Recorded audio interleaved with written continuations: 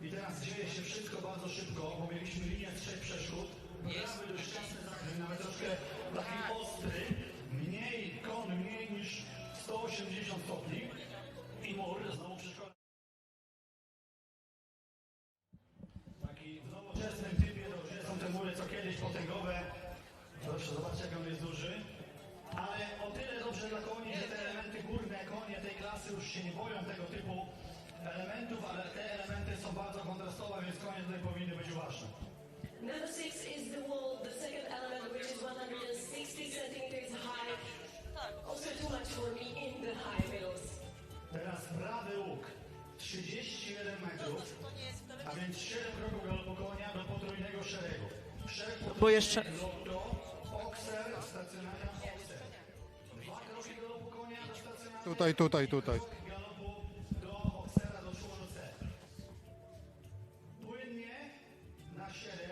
Tutaj można sobie troszeczkę wypracować ten dystans, bądź troszeczkę dalej odjechać do lewej, bądź troszeczkę za się. Tak, jest okej. Jechania na 8, żeby szereg wejść bardziej ostrożnie, ale muszę pamiętać o tym, że każdy dodany krok konia w dystansie to około 0,8 sekundy straty. Poza tym on nie w efektach. Dobra. On potem nie będzie gadał już prawda, na skokach, także jak to bardzo nie przeszkadza, to zostawmy, jakby było coś uciążliwe.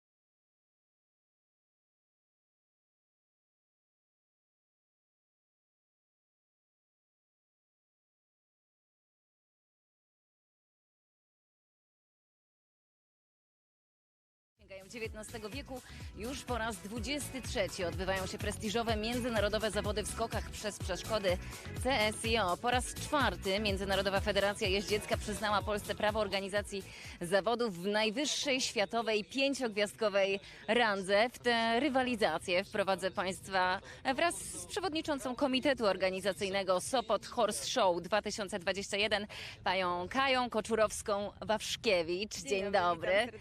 Przepiękna aura powitała nas w Sopocie. To jest ważny rok dla jeździectwa, ważny w ogóle rok dla sportu. Igrzyska Olimpijskie to jest ta impreza numer 1, ale jak w tym kalendarzu Międzynarodowej Federacji Jeździeckiej wypadają te sopockie zawody? Jak ważna to jest impreza? Ja lubię porównywać CSIO do wielkiego szlema. Mimo że jeździectwo nie jest tak popularne jak tenis, ale każdy laik wie, że wielki szlem to największe imprezy tenisowe i my mówimy, że CSIO takim wielkim szlemem jeździeckim jest.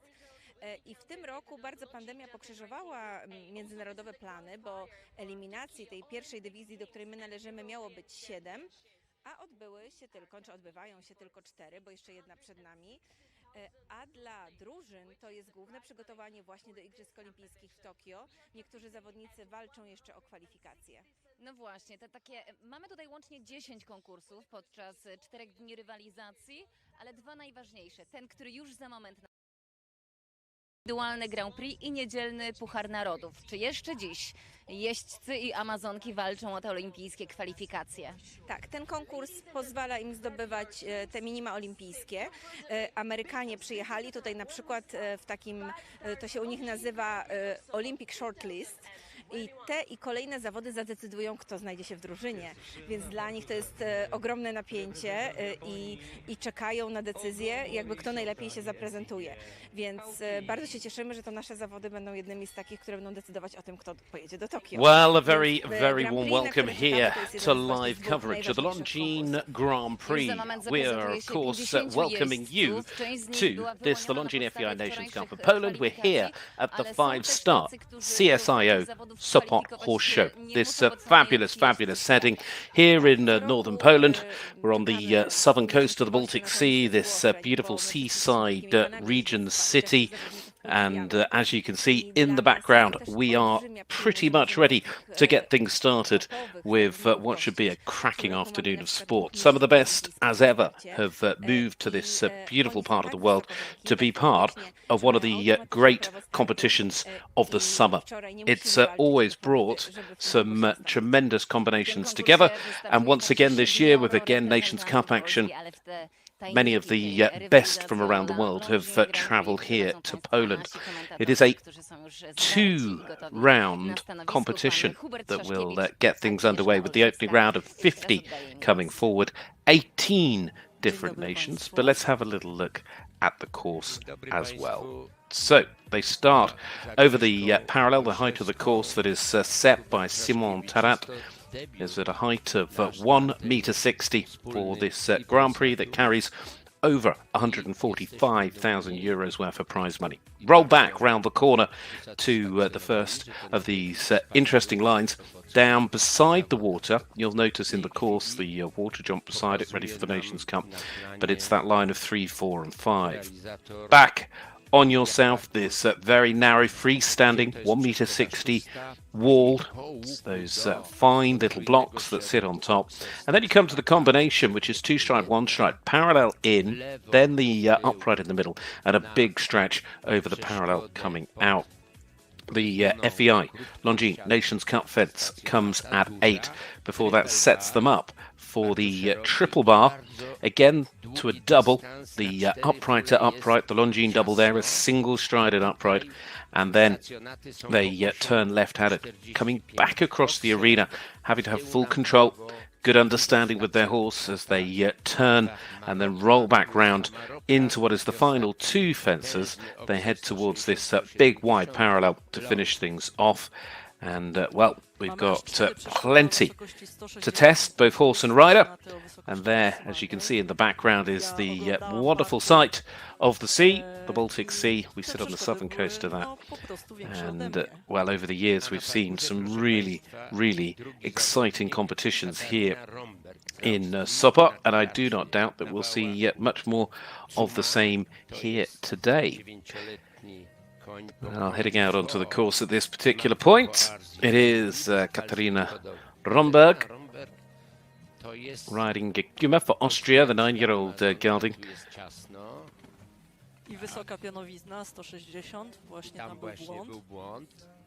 Now she comes round the corner.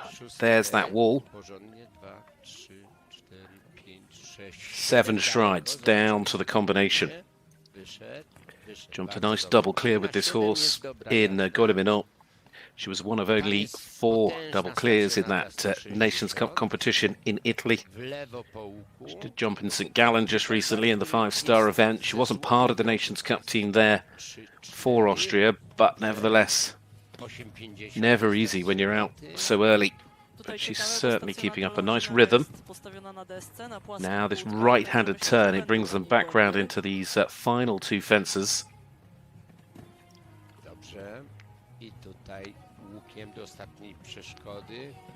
That is the last.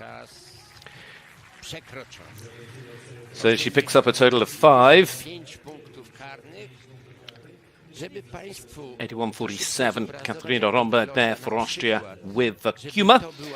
Kuma, the 9-year-old, certainly a hugely impressive gelding by Comilfo out of an ARS Vivendi mare. She certainly seems happy enough with the way that's gone. Long way to go, and at the end of it all, time in the opening round is always going to be important because it is a 2-round competition. So we look for the best 25%, which in this case is 13, I believe. But obviously, if you get more than that in clears, all the clears will go forward. But then they come back in reverse order of merit. So the time will have quite a key element in setting up the order for that second round of jumping. Kevin Stout giving us one of the best in the world quite early in the draw, the Longines ranked world number 19, riding Toulé de Miskem Hakor. He's just had the first, well, that middle part of this line going down. There is that little water tray just sitting underneath it. He had a really good win with this horse in Doha back, would have been in the end of February.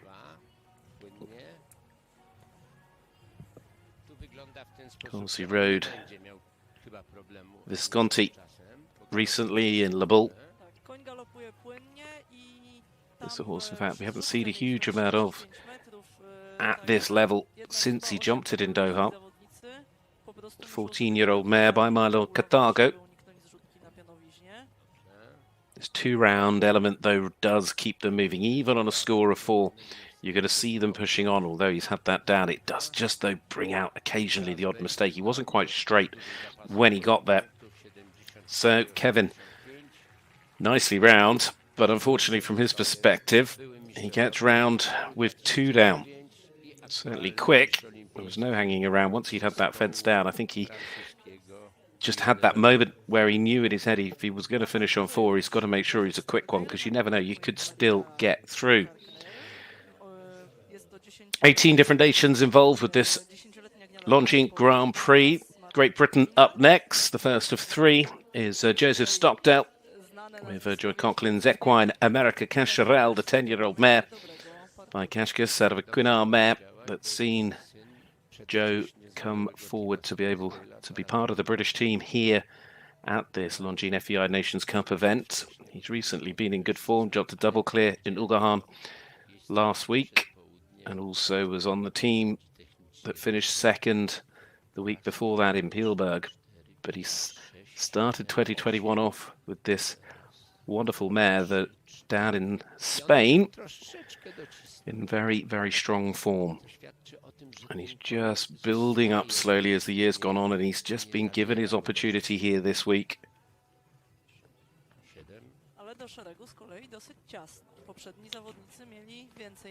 Just a tiny tap in the middle of the combination.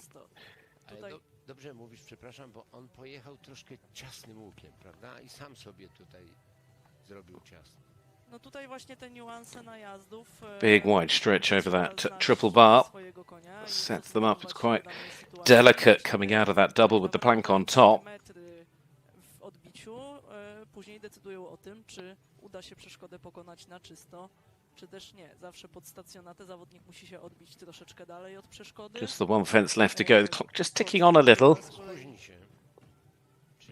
To odbicie musi być bliskie. Just over the 81 seconds, so picked up one for time, although I'm sure won't be too disappointed. He certainly shouldn't be in his first five-star Grand Prix.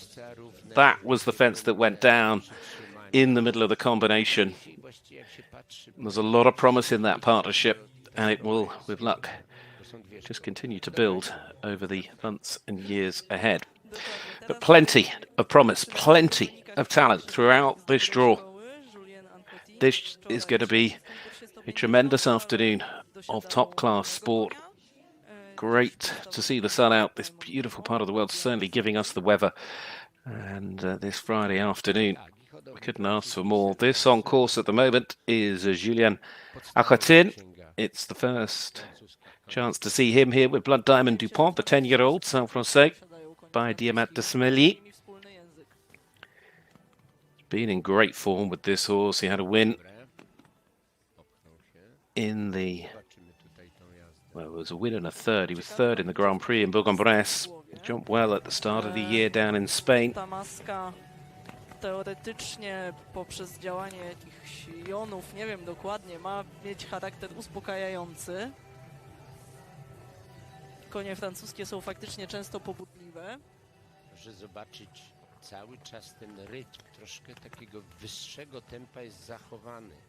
Ten koń świetnie... And as I said, it's such a delicate fence coming out of that double. Nie zmieścił się koń zadem w tej kombinacji. Ta ostra jazda. But again, really forcing the pace. You can see just how quick he is in terms of time. Yeah, he's had the one down, but 74.66 would be the quickest of the time. So at the moment, it puts him at the top of the board. And as you're looking, as I remind you, for what will be the best 25% to go forward, a very fast fall like that. Barely touched it, did he?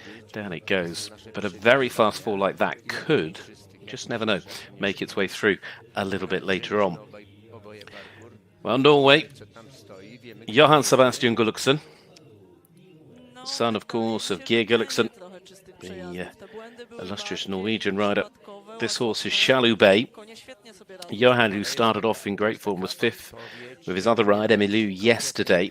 He was on the Nations Cup team in Pilbergen recently for Norway. This ride jumped very well down at the start of the year in Spain, in Villa de Frontera.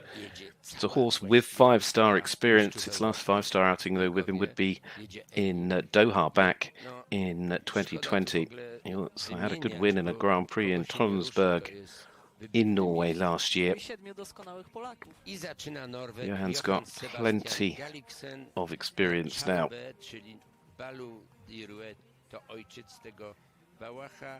Of course, he played such a key role for Norway back in 2019 when they won that Division 2 final, as it was at the time. But went on and was part of the European Championship team in Rotterdam.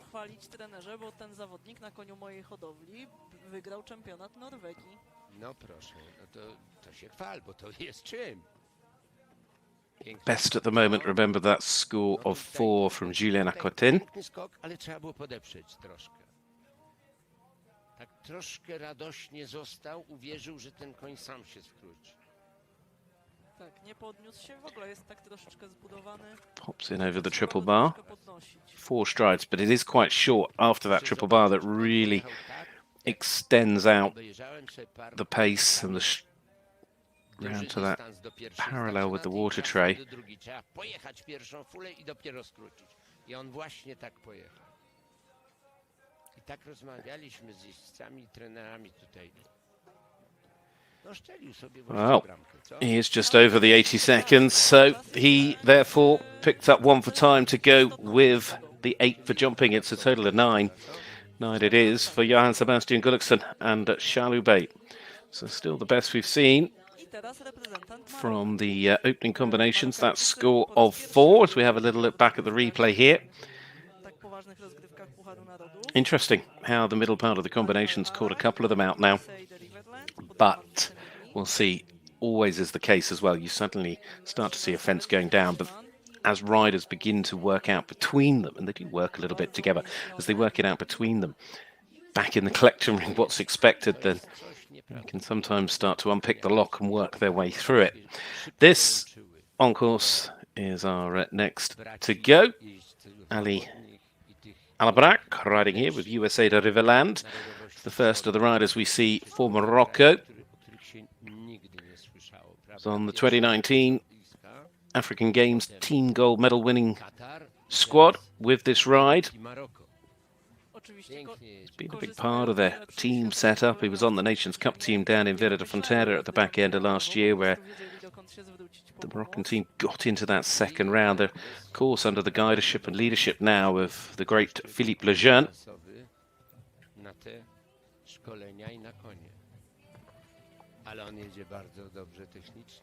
He's had a good 2021 with this horse as well. Lear and Hagen have seen him go very, very well. So far, so good here.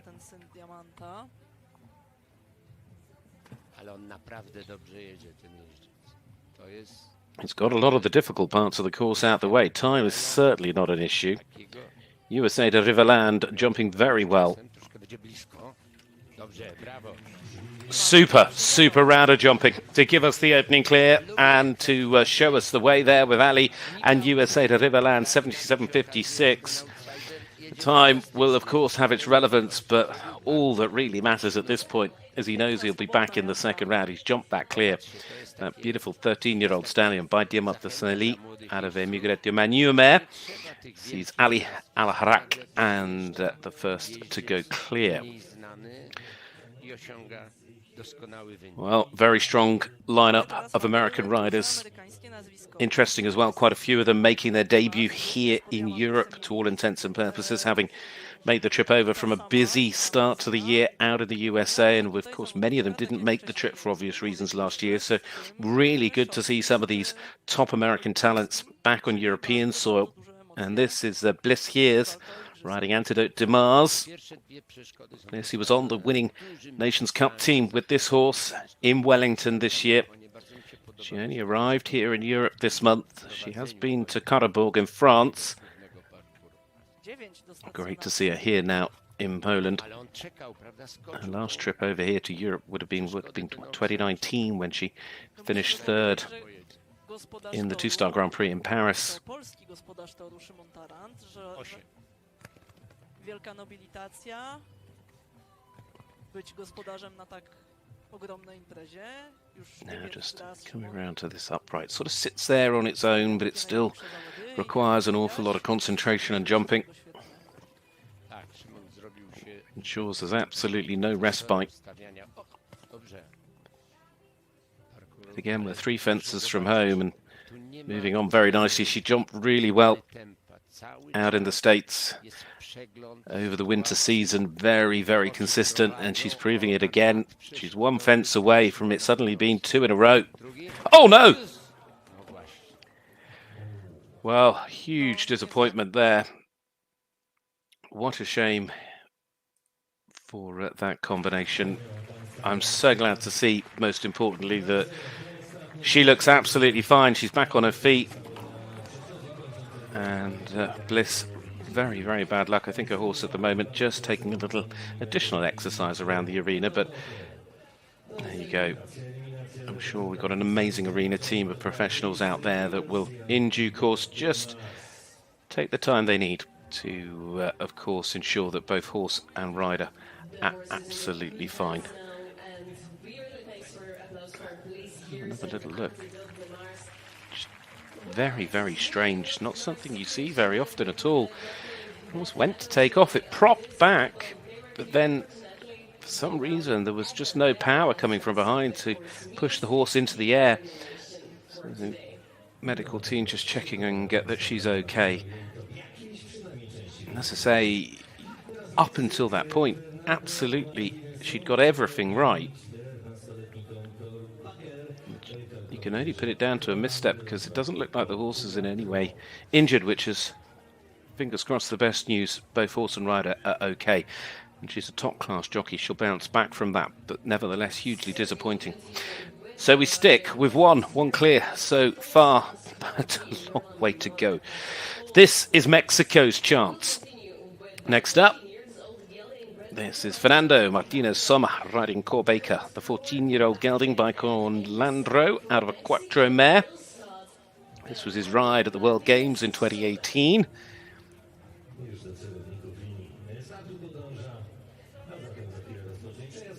He rode on the Nations Cup team for Mexico recently in St. Gallen. Jumped for 2 rounds of 4 that day, but he finished 4th back in May in that 3-star event in the Grand Prix down in Italy. He's had numerous Nations Cup outings, if I think about it, over the years for the Mexican team. Jumped at the final in Barcelona in 2019.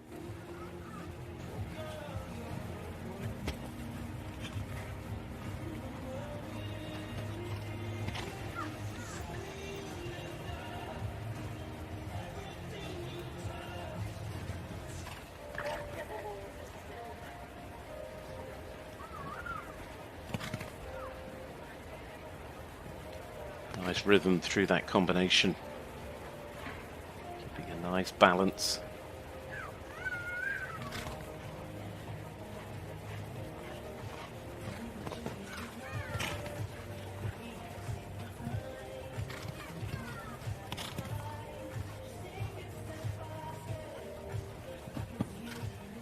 And again, we're in that position. He's got everything right so far. We're 2 from home, but let's just see what happens over these final couple of fences. Slightly concerned the clock is just ticking away from him a little. Is he going to get in? No, he's just gone over the 82nd time allowed. He'll look back and maybe be a bit frustrated because as much as that, of course, puts him second at the moment, and there's every chance a time fault will go through, you just don't know. But it's not quite the same as having the clear. Wasn't much in it when it came to the time, whereas you've seen some of the others really push and I guess almost look like they're rushing that a little bit more. You can certainly see the difference in his approach. So 1 fault is the score for Fernando Martinez Sommer and Corbaker. Next up, it's another for Morocco. Abdelkebir Quaddar riding Istanbul Van Het Ordershof. It's one of the most famous riders for Morocco. He was, of course, the first Moroccan ever to compete at an Olympic Games when he rode in Rio in equestrian sport. Ridden at the World Games in 2014. He had that great ride. Was it Quickly de Kaiser? Won the individual silver alongside the team gold at those African Games in 2019.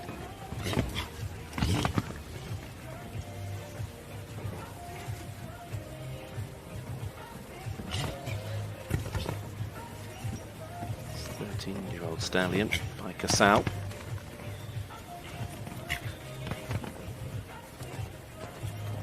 They both went very well down in Italy last month.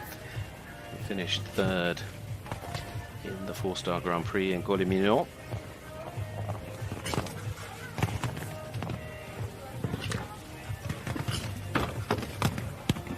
Just couldn't quite get the horse back and under the control he wanted for the second part of that double, and again just running a little, flattening out over the parallel. You can see when you just look at his body position and the way he's having to work, just have to fight things, although he's got the horse back a little bit more here. Popped up over the last, he's going to pick up a time fault as well. So it's a score of 9 for Morocco's Abdelkebir Quaddar and Istanbul Van Het Ordershof, 13-year-old stallion at Belgium by Casal. Again, just a little touch.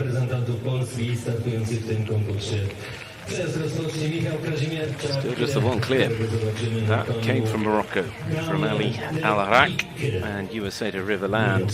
There's plenty of top talent for the home crowd to support.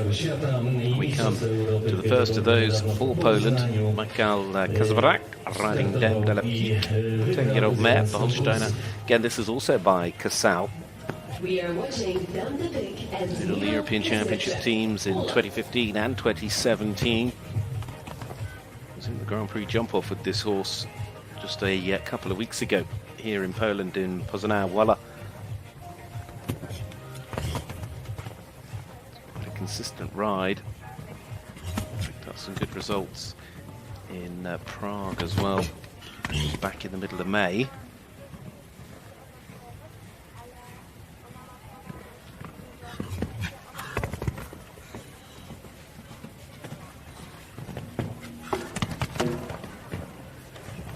Pitched a little coming in to the first part of the combination.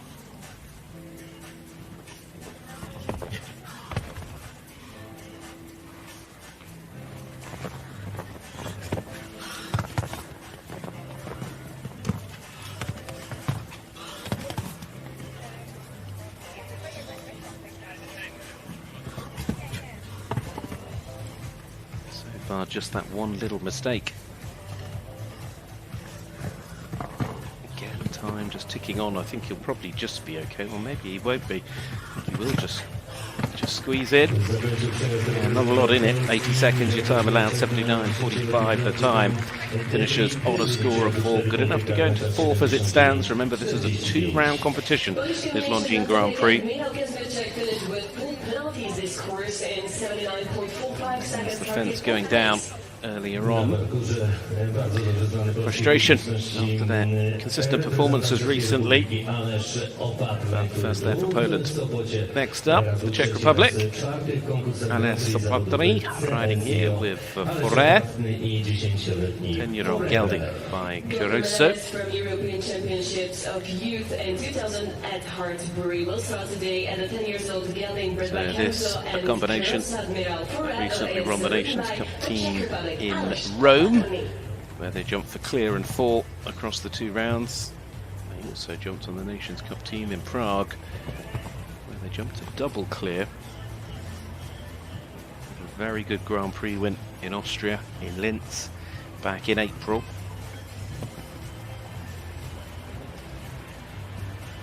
And this has had a couple of European Championship performances as well in his career, but it's the middle of that line that's caught him out.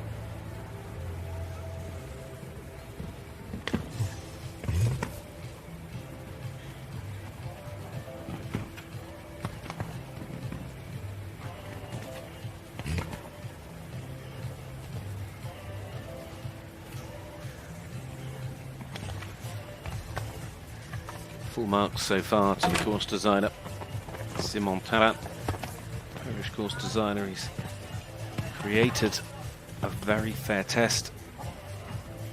There's no particular fence in one particular place. It's different fences in different places that are so far causing the trouble. Certainly a challenge that doesn't leave the rider a huge, if any, time to have a pause on that way round. So, 4 it is as a score.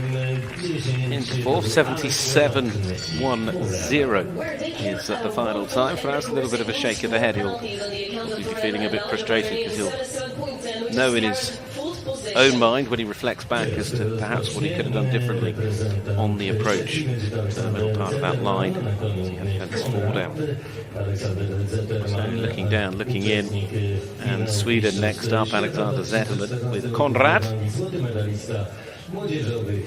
Gelding by Kentucky and of a Robin Z mare. Now we are just watching a Konrad bred by Kentucky and Robin Z ridden by Alexander. A week or so ago was 5th when he jumped to double clear in the Grand Prix in Cabourg.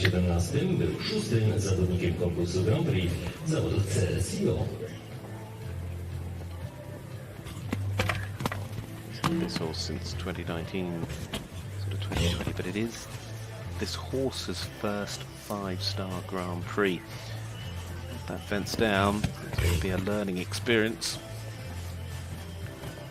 Nicolas Alexander, former winner of the Falsterberg Grand Prix, he's based now in France.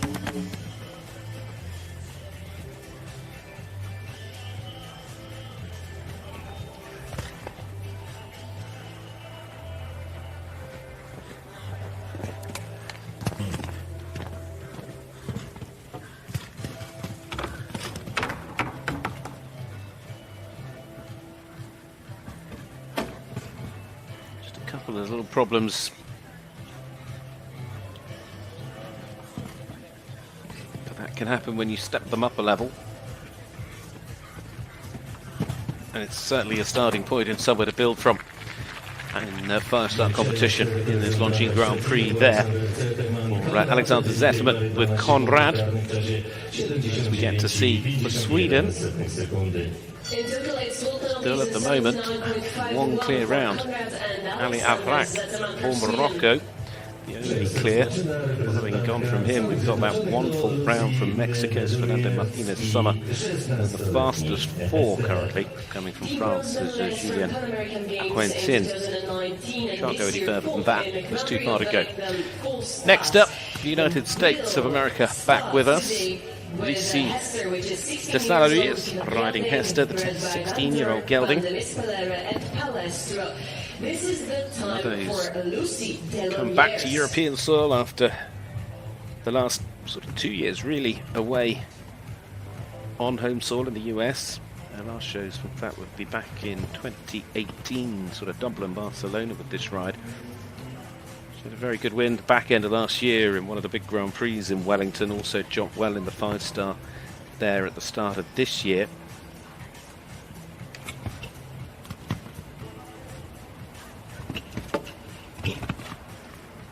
Also father, a great horseman himself, having ridden for Canada at the Olympic Games back in the 80s, and then he went on to ride for the USA, didn't he?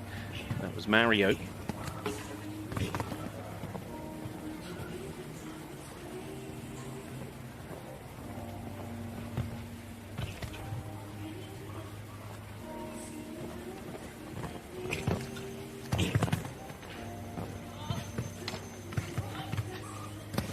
Really good riding, just kept the control she needed, talking to the horse as well.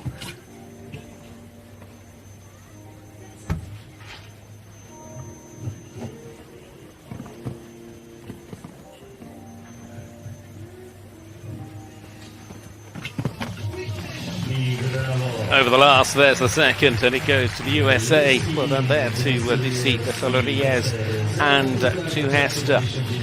79.35 is the final size, so just a fraction slower. Finish really, it's clear. Really strong team of American riders with us here in Sopot. CSIO Sopot horse show. Longines FEI Nations Cup round, of course, the Nations Cup for you to enjoy here on Sunday. Morocco once more. Next to go is Ghali Boukaa riding Guilino de Classe, the 13-year-old by L'Arc de Triomphe. The individual and team gold medal combination from the African Games in 2019.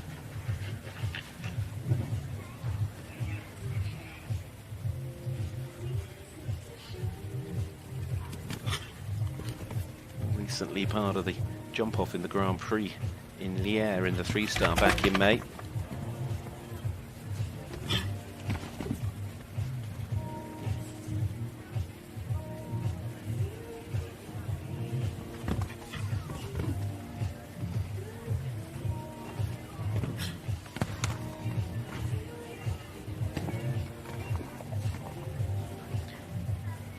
To look as if he was going the other way then, but he quickly turned his head back to the left, locked onto his next fence.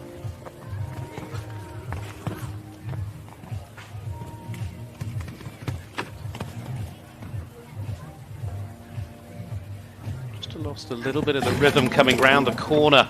You could see the horse almost just broke back into a trot a little bit. Rhythm is so key at this level. The moment you break that rhythm, you always can put yourself in the position where something's going to go wrong, and that is a real shame for them. Huge disappointment. That one clear of the two has come from a Moroccan rider, but that's certainly one of their top partnerships. So Ghali Boukaa and Olivier Robert, literally just with one fence down. Ghali Boukaa currently in the 7th position. We just know that 13 riders will be qualified for the second round. It just broke back into a trot a little bit. We have 2 clean riders who are just qualified for the Just second left the round. horse out of a stride. Well, we move on.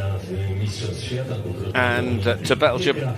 Nicola Philippaerts Prix, the 10-year-old stallion by Kashmir van Schutenhof out of a Numero Uno mare. New ride for him. So he's been to a couple of shows, most recently in Centaur in Belgium. Ride of Monsieur Legend Vicini. In fact, rode it to a win in a Grand Prix back in May. Nicola, he's had a busy set of shows just recently. He started the year out in Florida. And of course, there's been plenty of 5-star events across Europe, including Saint-Tropez. Most recently, he finished second there in one of the big classes on Katanga.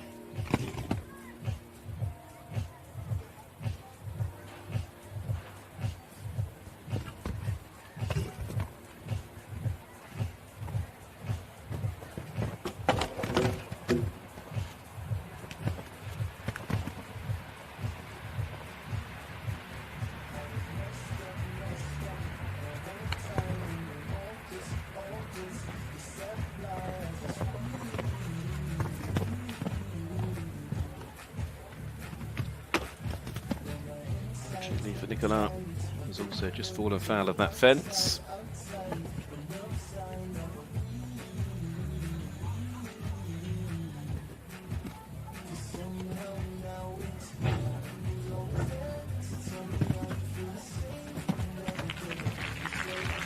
Well, 78-1-0 and a score of 4. Just having a little look where that put him. I think it puts him 6th. It does indeed. So quite a wait.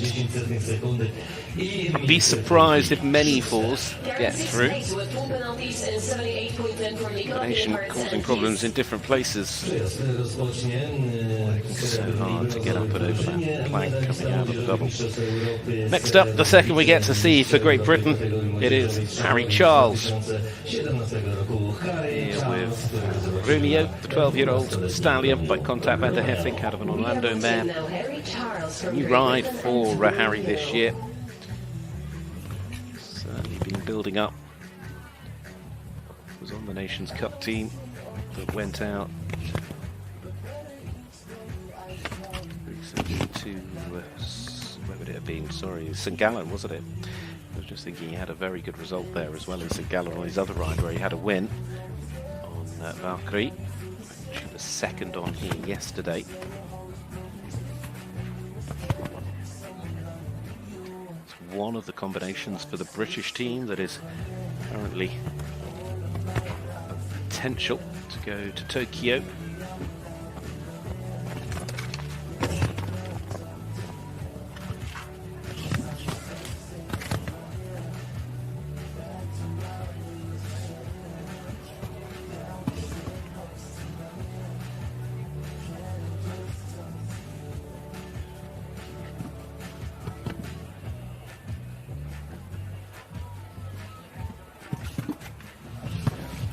Just over in terms of the time on the clock, so he has picked up that 1 full, but he has left the fences up. He'll be in that sit and wait boat at this particular point because you'll have to wait and see what happens. But at the moment, he's into 4th.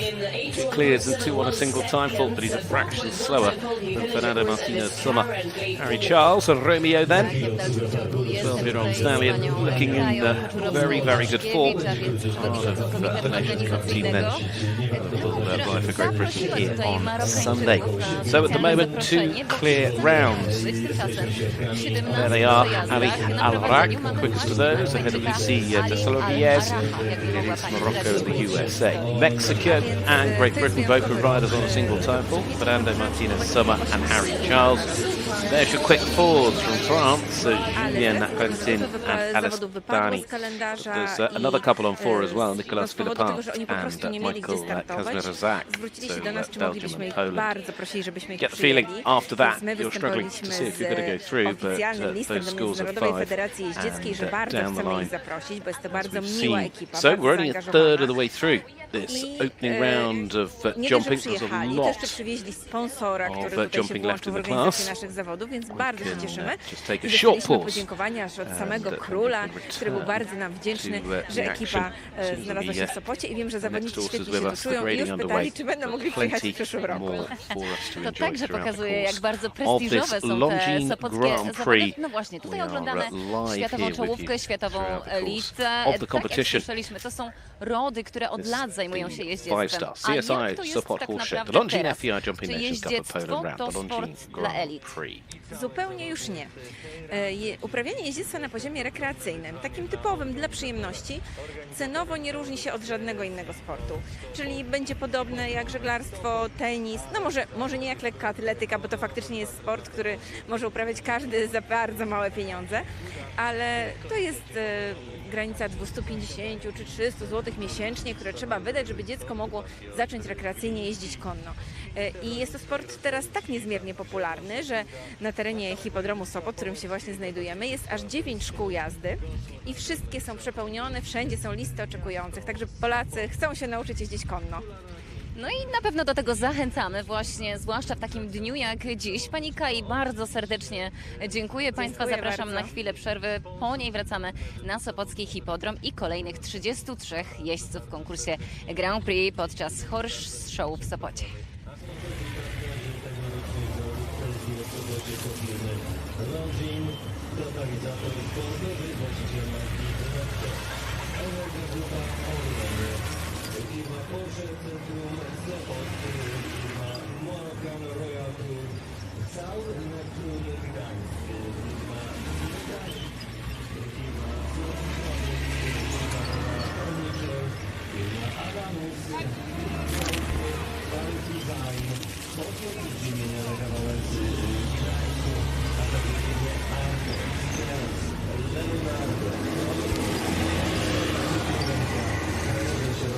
Wspierania rolnictwa oraz grupa za Pomerania. Z tego miejsca oczywiście pomagają organizować najmniejsze bardzo serdecznie dziękuję.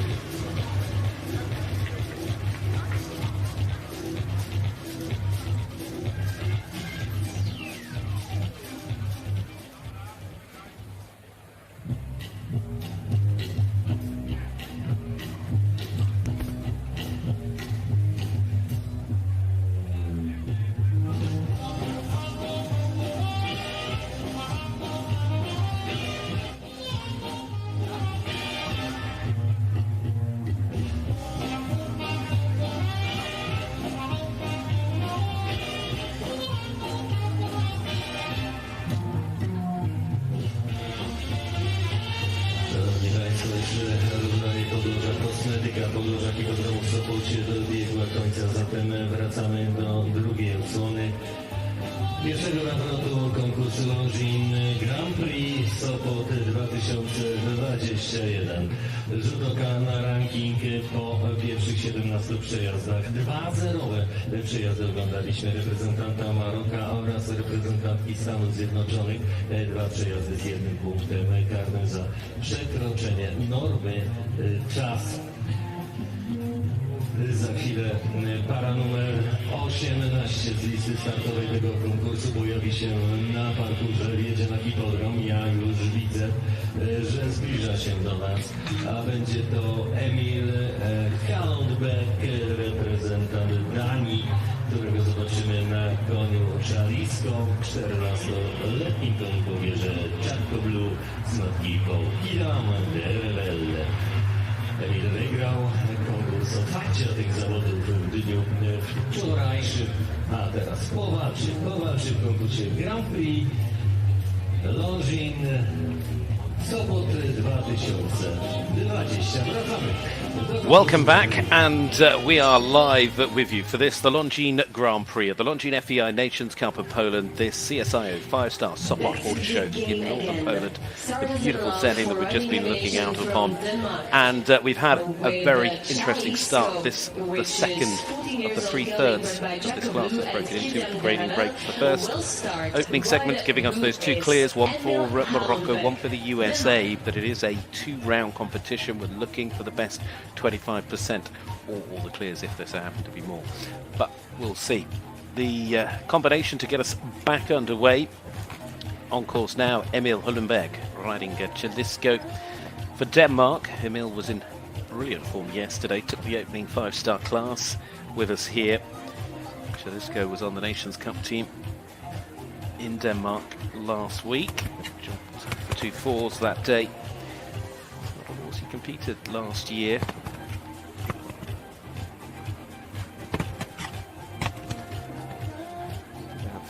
Some very strong 5-star performances in 2019 with this ride.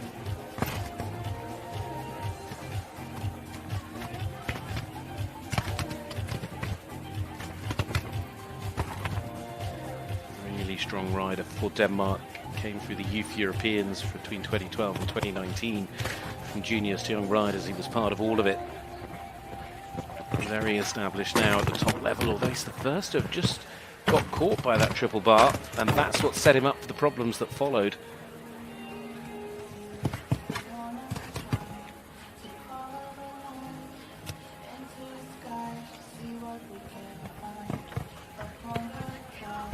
Blink of an eye, he's gone to a score of 12 as he comes round to the last. He's nicely in on time, 80 seconds that time allowed. So, shake of the head, an inevitable disappointment from Emil Hallundbaek riding Jalisco then. For Denmark. The 14-year-old, the gelding by Chaco Blue out of a Kudandarabel mare. There's an out of play here today in this Longines Grand Prix. The problem with the triple bar that meant he was never in the right place when he came down to the double. Moving on. And another now for Poland. Kamil Grzelczyk riding Mr.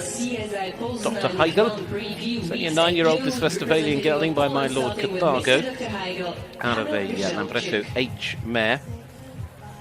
Recently 3rd in the 4-star Grand Prix in Poznan Wola here in Poland. And so it's a 9-year-old. It's a horse he's produced all the way through to this level.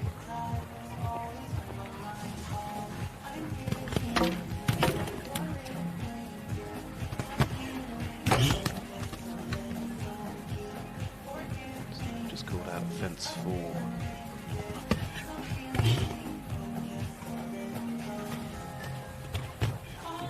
Grand Prix ride for him over the course of the last 18 months.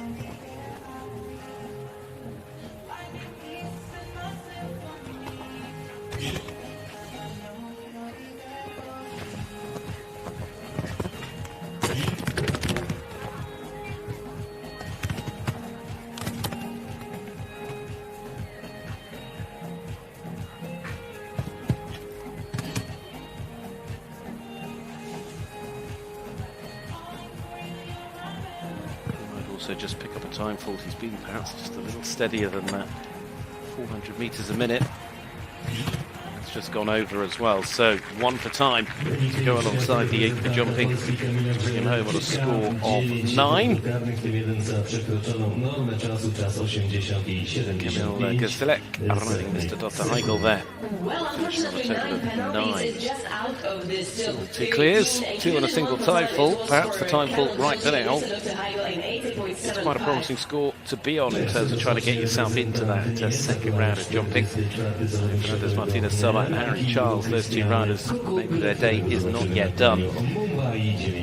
Germany and Christian Kukuk are riding here with Mumbai, the 9-year-old stallion.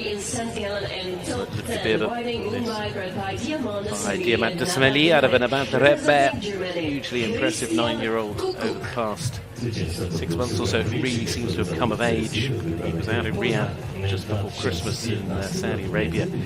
He had a tremendous World Cup win. He won another huge class there as well, and with the horse out to Doha, where he had a 5th and a 6th in the 2 5-star Grand Prix that came back to back at the end of February, beginning of March.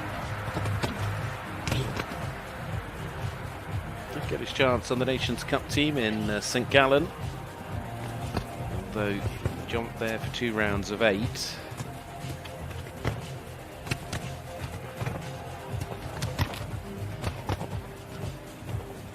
This week proves to be a rather important point in time for many combinations, looking perhaps to catch the selectors' eyes in the right way for all the nations as we're approaching the cut-off dates for selections for Tokyo.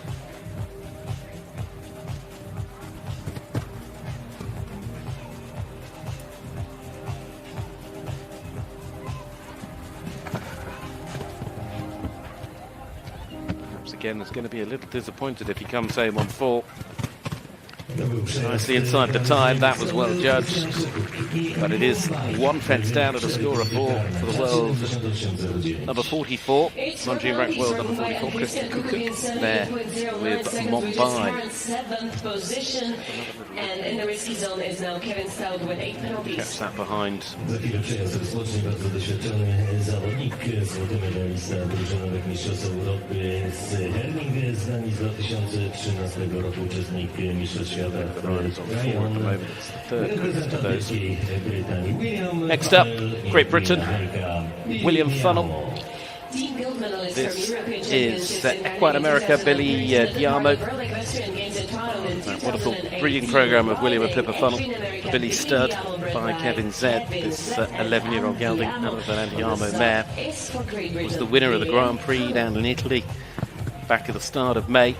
Jumped on the Nations Cup team for Great Britain in St Gallen.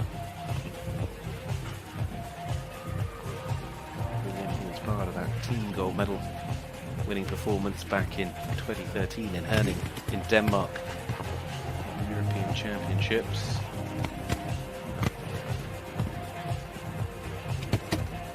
An ever-present part of British squads, British teams. His Billy bred horses in recent years. Billy Buckingham to the World Games in 2018.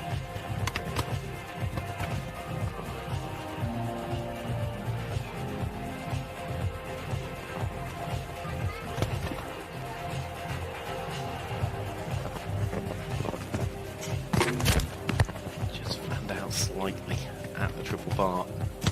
William just having to push on a little bit as he came round the corner. He's fully aware of the time. Although it's got a big stride, it's a horse that William does need to look to ride forward just to make sure the time allowed isn't any sort of an issue.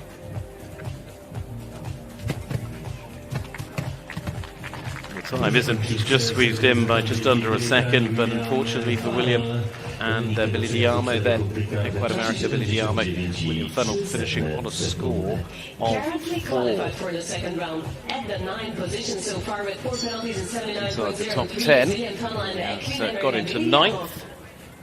Za chwilę przejazd rozpocznie. Zawodnicy Stanów Zjednoczonych przed Państwem. Twisted a little bit in the air, wasn't quite straight, but there we have it. Still just at the moment, as it stands in this Longines Grand Prix. 2 clear rounds, 1 for Morocco, 1 for the USA, and it is the United States of America that go next with Brian Mulgrew riding Ballou de Reverton. Brian is on the 2017 Young Rider team that took gold at the North American Championship. This new ride to him this year. Saw him on the winning team in Wellington at that Nations Cup event back in the early part of the year. He's since been down to the south of France, to Saint-Tropez-Grenade in May. He finished 4th in one of the 5-star Grand Prix. Of course, the horse is one we know well here in Europe. It's a former ride of Dara Kenny. Dara had a huge amount of success for Ireland with. Very much trusted in the hands of Brian, owned by Anne Thompson.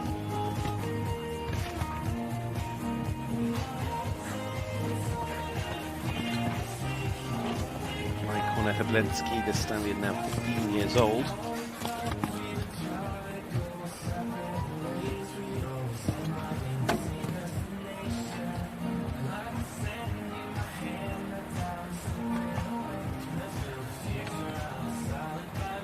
Just ticking on a little. Should just be okay. He's not going to have a massive amount of spare time, but he's got all the time he needs because he's clear. So there we have it. That's number 3 in terms of clear rounds, and it's the second of the clears for the United States of America. So Brian's following up the tremendous form. That partnership has gelled so quickly.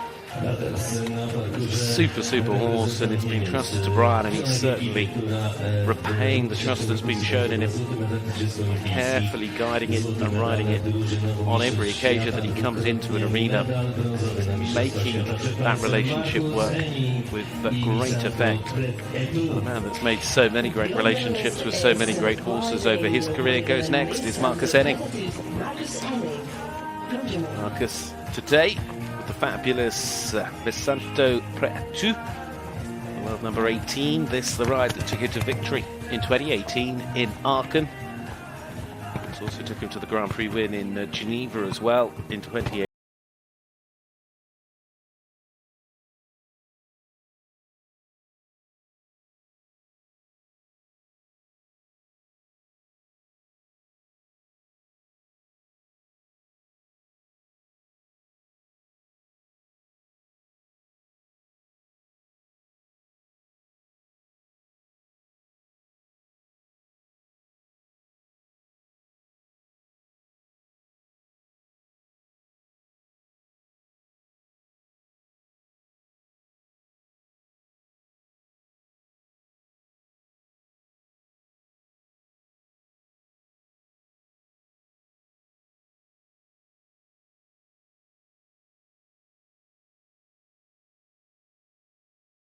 Gone quicker. It's like having a clock in your head when you know you've had a fence down, you know exactly what you've got to do to speed things up just enough. Can't afford to make another mistake, but Marcus really did anything wrong there. I thought really the horse did either. It was just one of those really unfortunate moments. Santo Preatu, 18 years old now, the gelding, by Hiram Sheraton. So this is a 13-year-old gelding by Coleman. This is Duke G, a ride for Poland now. It's Natalia Zarenik going next. She's on the Nations Cup team last week in Denmark. She's had this ride since 20.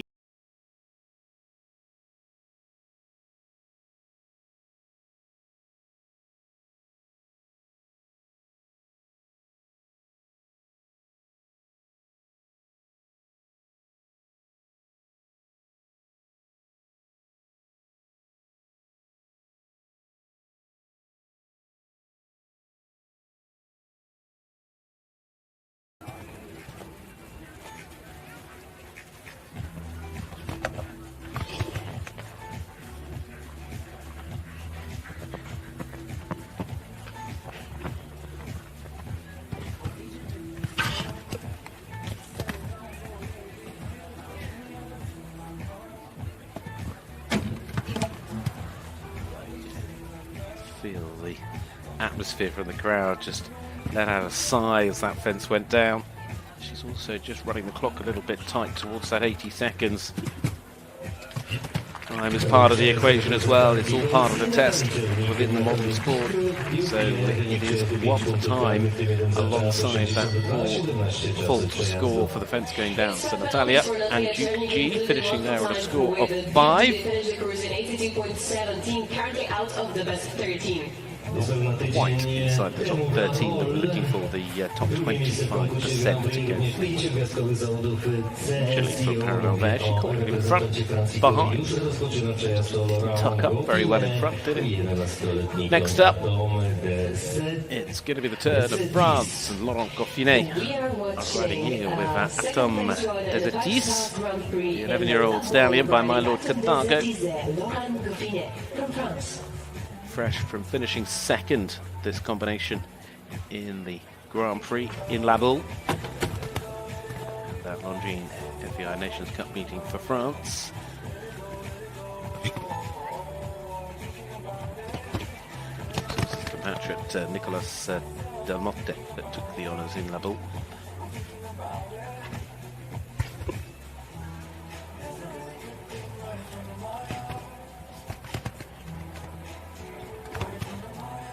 Consistent this year.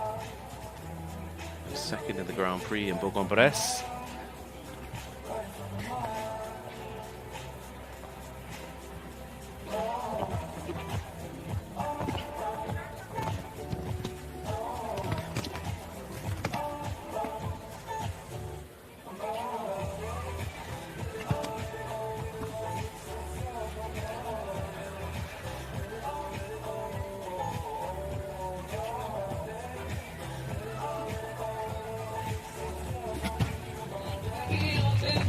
Just over. I was watching the clock and I could just perhaps see 3 from home. It was just beginning to get a little bit tight, but after that fine performance in La Boule to finish second, where will he eventually rise to today? But he has got that one fault. He would carry it through into the second round if that's where he gets to, but it is the fastest of those on a single time fault. So at the moment, straight there behind the 3 clear rounds. Just to remind you, the clears at the moment coming from Ali Alabrak from Morocco, the fastest of those, 77.56. Brian Monk and Lucie de la Serrière for the USA. Next up, it is the Czech Republic. It's going to be the turn of Kamil Grzelczyk riding Warners, the 11-year-old stallion. It's KWPN. Rode at the European Championships in 2017. This is a new ride last year. It's had Nations Cup performances though already this season, both in Prague and in Rome.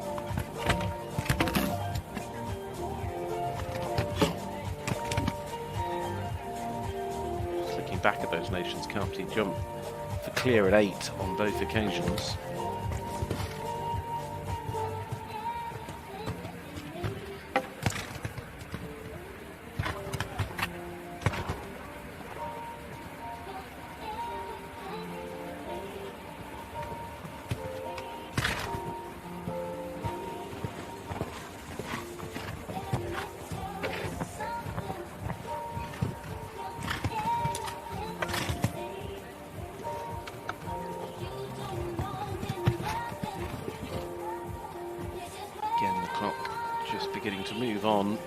Those 80 seconds.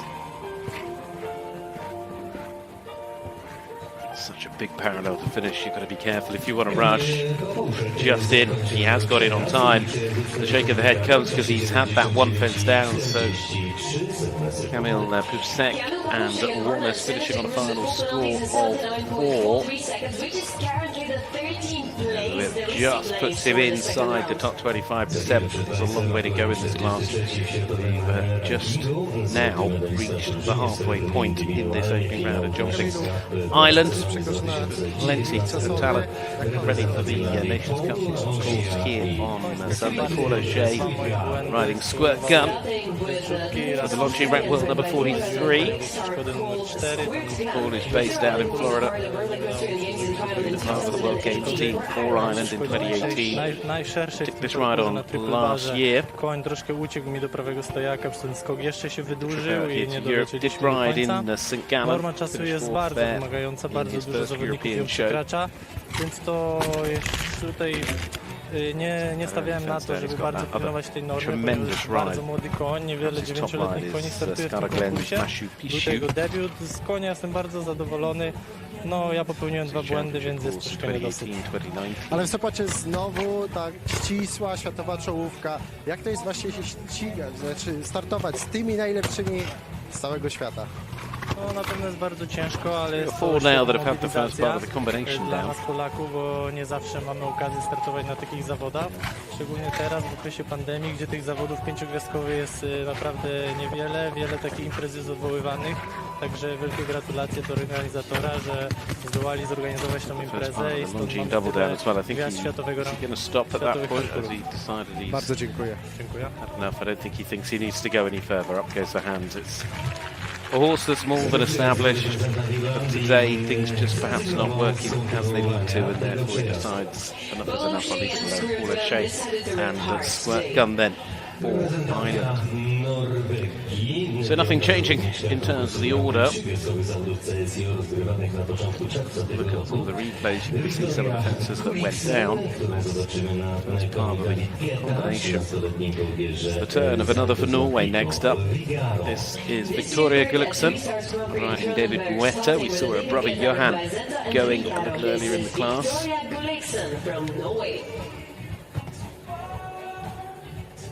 Started with this ride back in 2020. It's a former ride of the brothers, in fact. Been a very consistent horse. Was third recently in Pilbergen. Victoria was on the Nations Cup team in Pilbergen with her other ride, Papa Roach. Also went on to finish 5th there in the Grand Prix.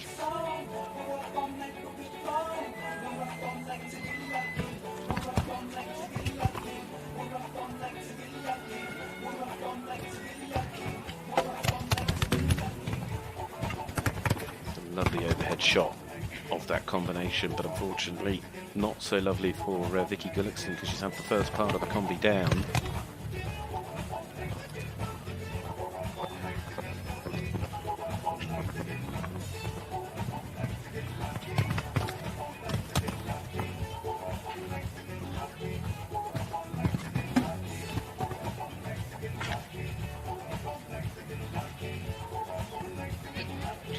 A little bit coming round. Of course, you're coming away from the pocket, away from the in-out gate there.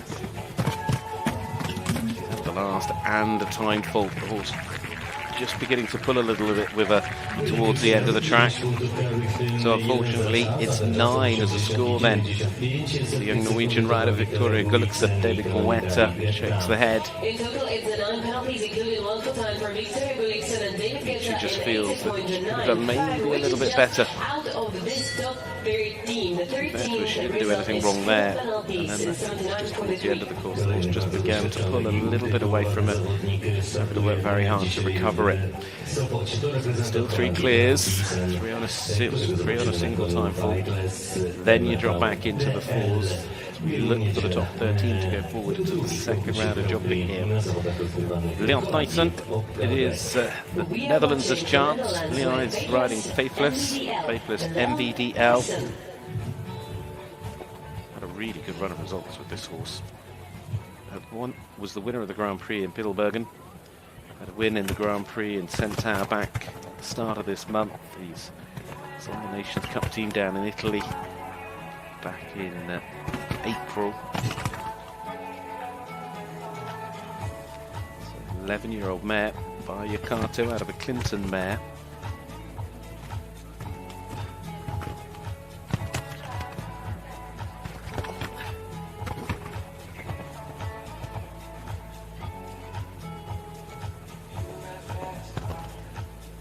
Bizarrely for an international show as well. He's in fact the only Dutch rider in this Longines Grand Prix today.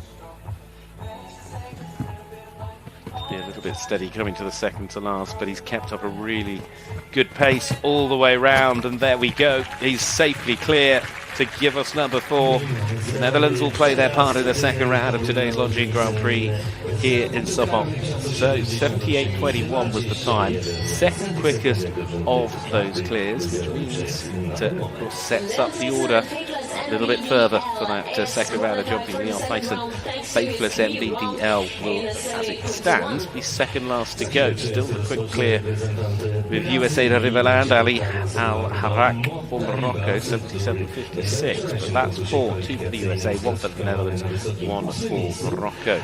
South of America now, as it is Brazil's turn.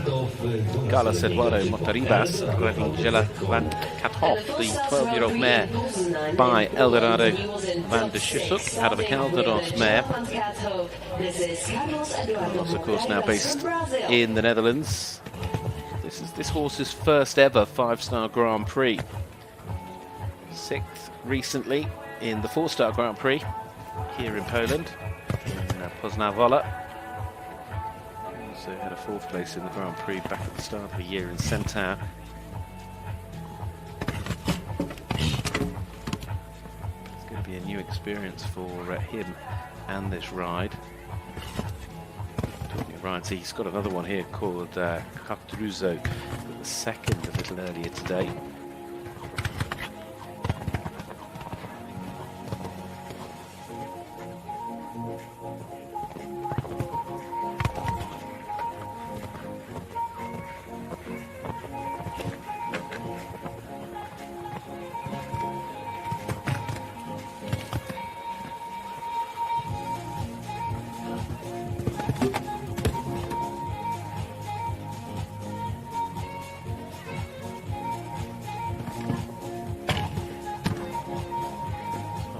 Seen 4 up until now, but it has gone down and it makes 12. He's in on time. That was not going to be the issue, but 12 is the score in that horse's first ever 5-star Grand Prix.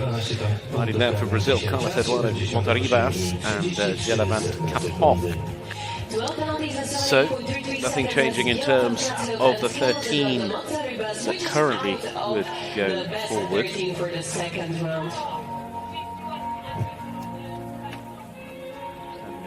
Some of the moments, this fence going, he really did catch it quite hard behind. So riders swapping over, because next up is Italy's turn. Giampiero Calafaro. Gaspar, 10-year-old stallion by Berlin. Za nami jest Natalia Czernik, bardzo techniczna jazda. Winner of the Mediterranean Games back in 2018. He started with this ride late last year. Ale przejazd faktycznie był równie, dobrze mi się jechało, koniec w formie. Błąd wynikał z tego, że chciałam troszeczkę zakręt i troszeczkę zrobiło mi się ciasno, na takich dużych przeszkodach ten most jest dosyć dużo, on ma 3 wysokości, więc no niestety troszeczkę za blisko i to zawsze już skutkuje jednym błędem, ale jestem z niego zadowolona. Ten koń nie chodził jeszcze takich konkursów, więc jest to bardzo dobry wynik dla niego. Wkrótce Igrzyska Olimpijskie, a to przez to tutaj przyjechało do Sopotu ścisła światowa czołówka. Jak pani się właśnie rywalizuje z tymi najlepszymi z całego globu? No my to jesteśmy trochę przyzwyczajeni, ja i mój partner, ponieważ jeździmy często za granicę i tam spotykamy tych samych ludzi. Więc dla nas to już w sumie jest takie normalne, ale wiadomo, no im lepsi jeźdźcy, też poziom jakby sportowy parkouru też jest dużo trudniejszy, więc musieliśmy tutaj dostosować poziom tych wysokości, trudności technicznej parkouru do tych dobrych jeźdźców, także no tym lepiej, że przyjeżdżają do nas, bo przynajmniej możemy my trochę trudniejsze parkury pojeździć. Bardzo dziękuję. Dziękuję bardzo. You got to shorten up on the 4, and you got that single strider double with the flank coming out. It turns very quickly, and again the rhythm just breaks as you come around the corner.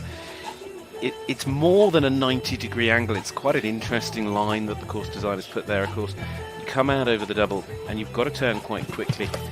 and it is beyond 90 degrees. To be able to jump across the arena has always struck me as quite a difficult challenge. Of course, on landing you've got to be already thinking of your turn back round to the right. Well, unfortunately for Piero, he's picked up the time fault to ensure that it is 1 for time, alongside the extra jumping to score a total of 9.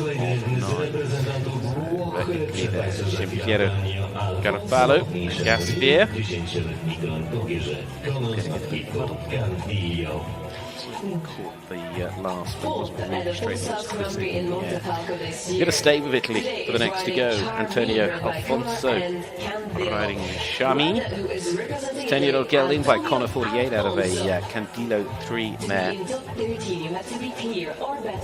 in the Netherlands now, Antonio.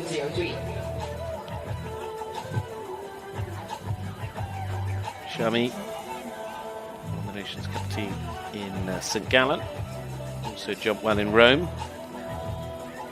Finished 4th in the 4-star Grand Prix down in Italy and got him in all back in May.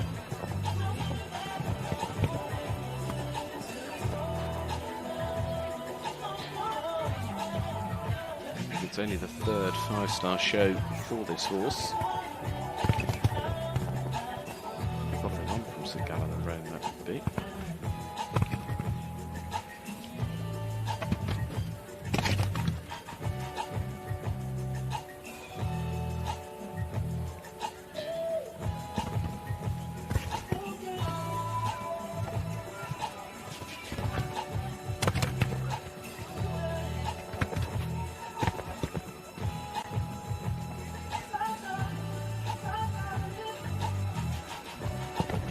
Got a nice rhythm going. My concern is perhaps that the rhythm is just maybe not quite fast enough when it comes to that time allowed. That's certainly keeping them honest.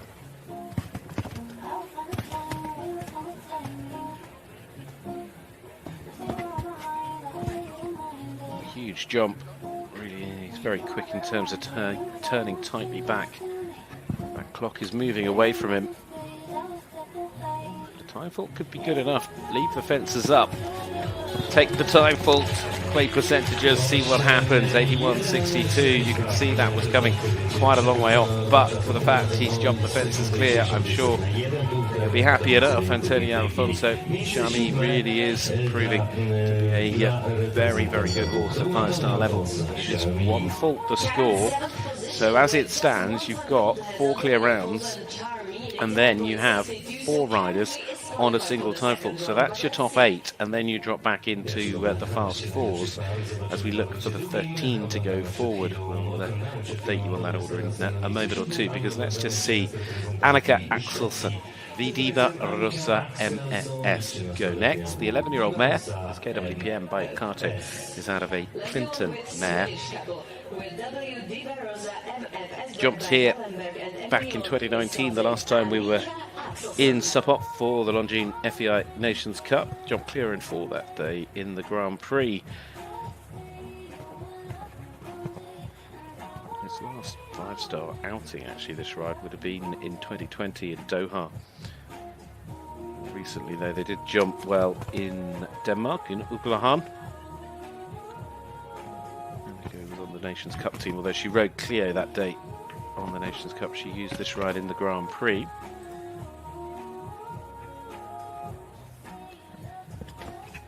It is a horse that we've seen in time past at Grand Prix, Nations Cups, World Cups. And the final part of the combination's gone.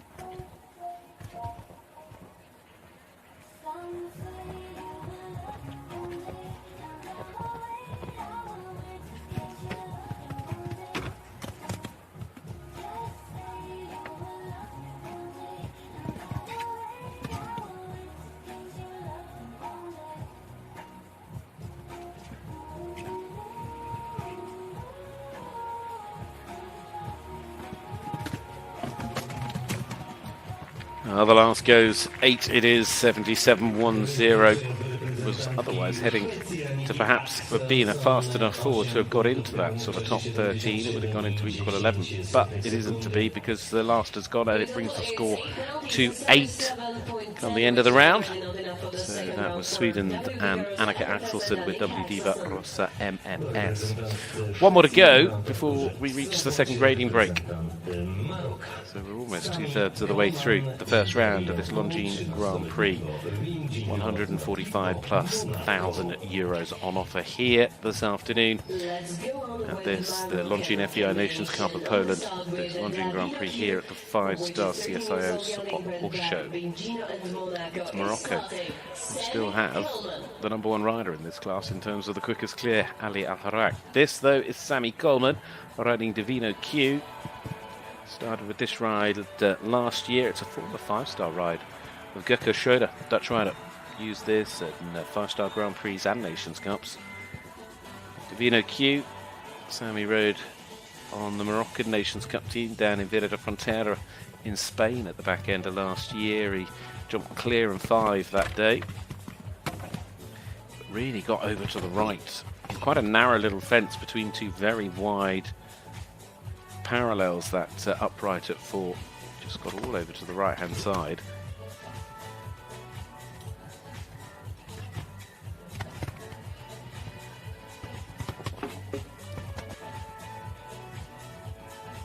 Must be a little disappointed already because he's jumped some really strong clears, like Secours Minor, in Hagen, in Lier.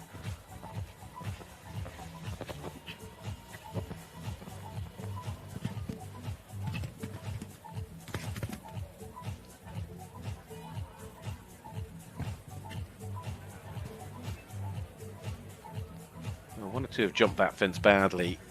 Unfortunately for Sammy, Divino Q didn't want to jump it at all.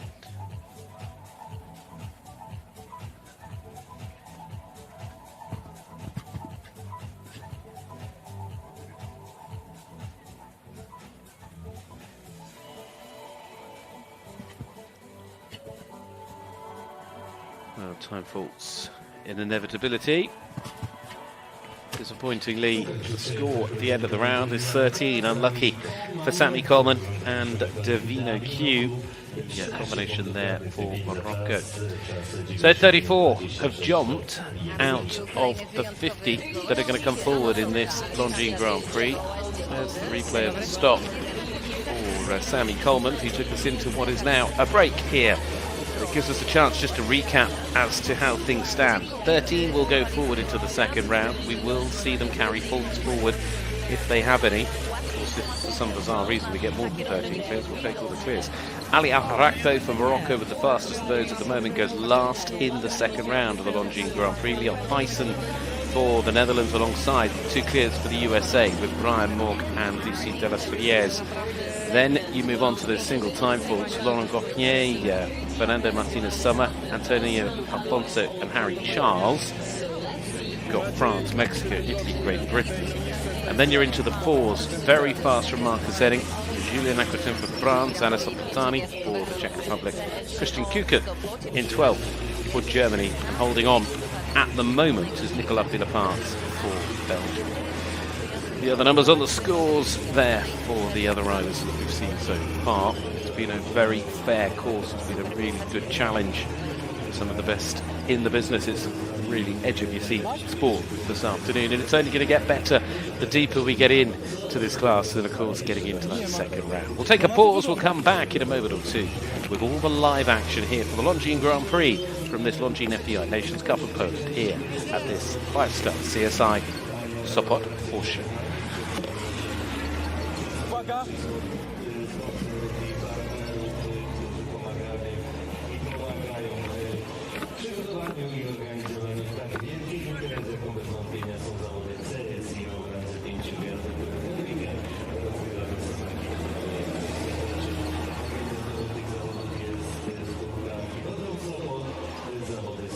Dobra, dawaj, kładź go, jedziemy dalej. Później go będziemy obejść, oglądać. A ponadto w Komitecie Honorowym tych zawodów zasiadają minister kultury i dziedzictwa rolnictwa i rozwoju wsi pan Grzegorz Duda, marszałek województwa pomorskiego pan Mieczysław. Musimy w Sopocie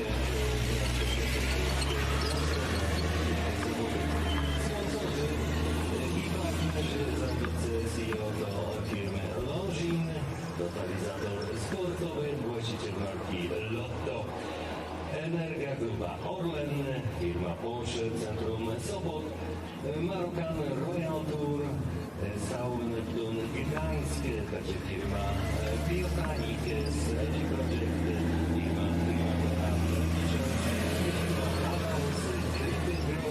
firma Paris Design, w Gdańsku, a także firmy Arco, Stels, Leonardo, Torpol, Końska Cukierenka, Krajowy Ośrodek Wspierania Rolnictwa oraz grupa zarządzająca Pomerania. Nie to jeszcze powinno być? Nie liczyłem.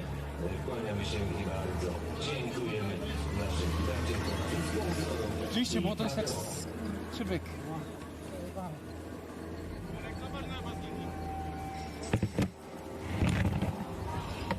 Well, as my colleague said before, we would like to also thanks to our partners and sponsor because without them it would be not possible to meet up in here after this 1 year break. And we are so glad that we came back to CSIO 5 stars in Sopot also for the year of 2021. So huge thanks to our partners and the sponsors who help us and who thanks to whom we are here.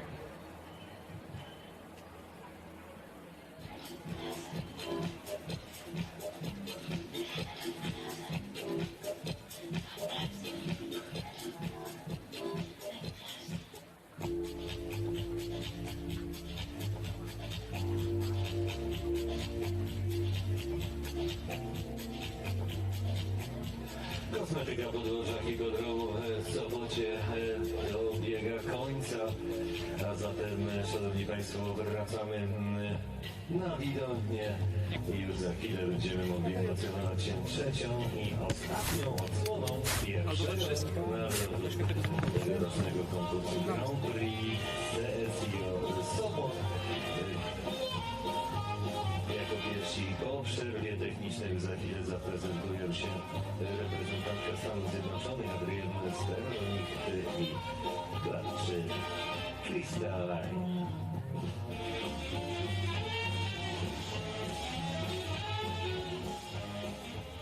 Jest już na parkurze reprezentantka Stanów Zjednoczonych Adrienne Sternlicht, zawodniczka, która zdobyła drużyną złoty medal Mistrzostw Świata rozgrywanych w Tryon w 2018 roku. 11 była, przypomnę, indywidualnie. Statuet będzie na klaczy Crystalline, 13-letni po Crystal, znaki po Caretellowe. Welcome back to the live action here for the Longines Grand Prix from the Longines FEI Nations Cup of Poland for this 5-star CSIO Sopot horse show. So far, we've seen 2/3 of the opening round of this Longines Grand Prix, and it is keeping us on the edge of our seats.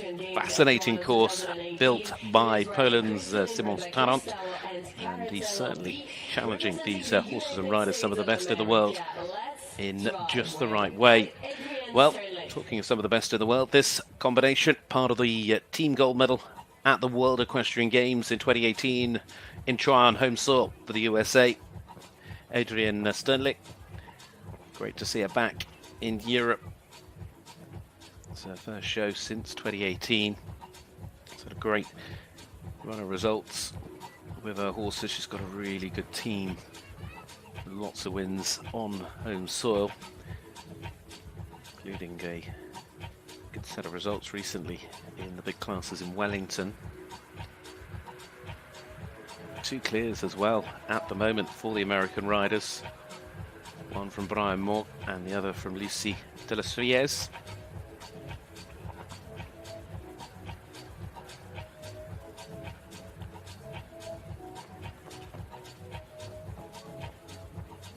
This 13-year-old mare by Cristallo, a Caratello B mare.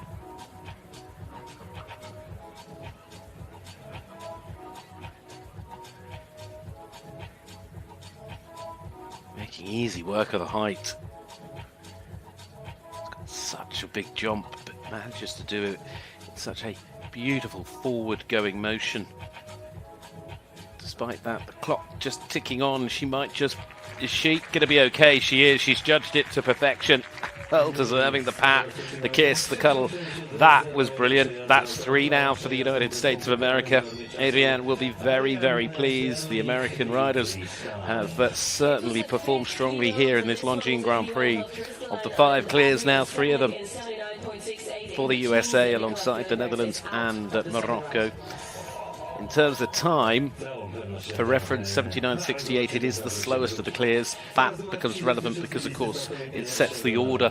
They come back in reverse order of merit. But some really strong partnerships in there now. Ali Alarak for Morocco, Leon Tyson for the Netherlands, and 3 for the USA, Brian Morg, Lucy de la Fries, and Adrienne Sternlicht. Next up, Eoin McMahon, riding for Ireland, with Chacon, the 15-year-old gelding by Checo Blue. A really nice double clear last month in Centaur to finish 4th in the Grand Prix. He's in fact had a run of clears of late in Mannheim, Centaur, the time fault in Pilbergen, but that's come to an end in terms of the clears with this horse because he's had that upright down at fence 4. He was on the winning team most recently, the Nations Cup team in Pilbergen, but that was with Chikara.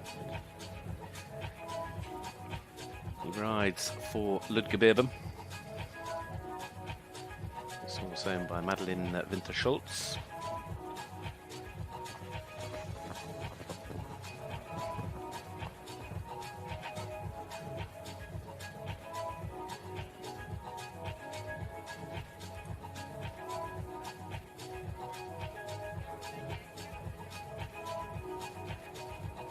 Now he has reacted well with the fence down. He's managed to keep things moving in terms of trying to set a fast 4-fault time to give himself a chance of getting through.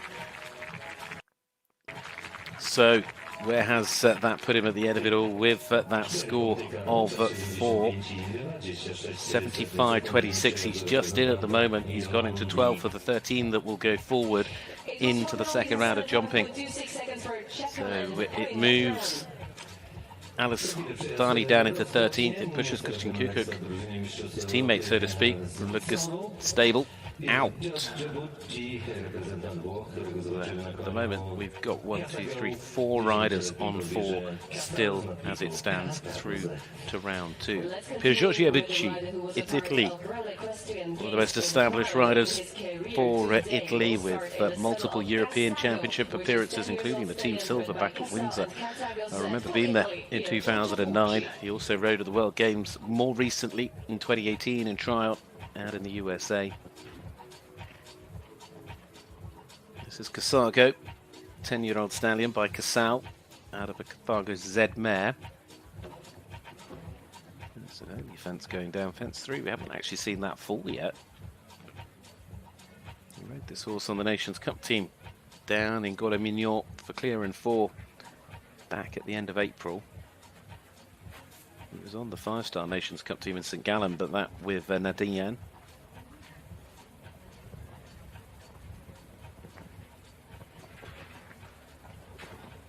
Sort of well in Rome, but that again, different horses, and these top riders with multiple Grand Prix horses in their team.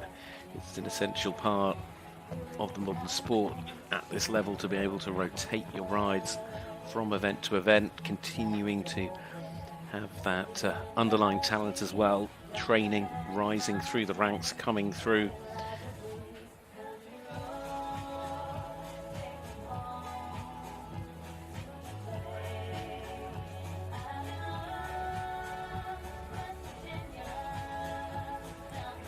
Well, 1 for time alongside the 4 for jumping.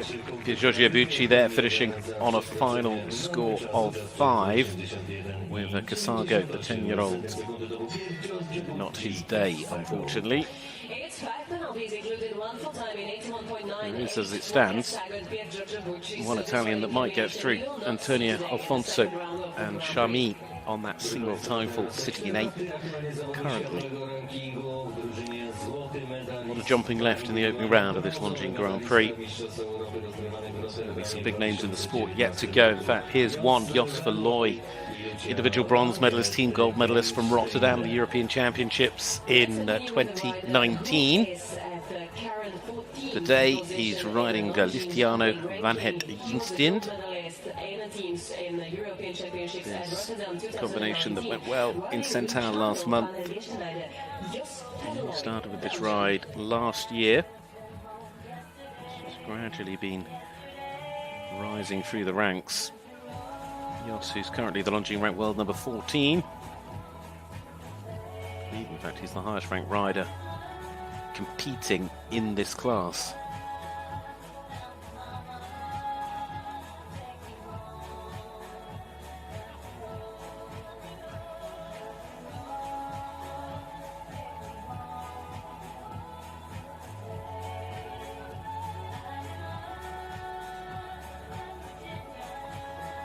Year-old stallion by Quinn van der Heffink out of an Air Jordan mare.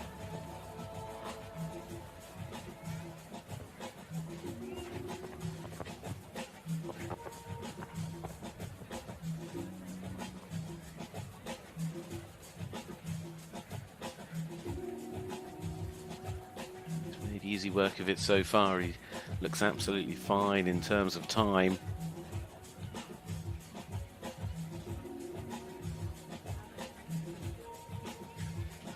And we've got another clear, and it's Belgium as he looks back at the last. He wasn't sure, but he certainly will know it now, that he'll be part of that second round of jumping in this Longines Grand Prix. Jos Verlooy for Belgium. Lithiano really is a very, very strong ride. Brilliant member of his team now. And into that second round. It's the second quickest time as well in terms of the clears. So as it stands, Jos will be second last to go in that second round. And any of you that have watched him against the clock will know just how fast he can be. So it's just setting itself up nicely as it stands. And there's plenty more that could jump a clear left in the draw. We'll see how it all unfolds. Well, Germany up next. Andre Thiam riding DSP Chakaria, the 11-year-old mare by chap 47 out of an Ascari mare.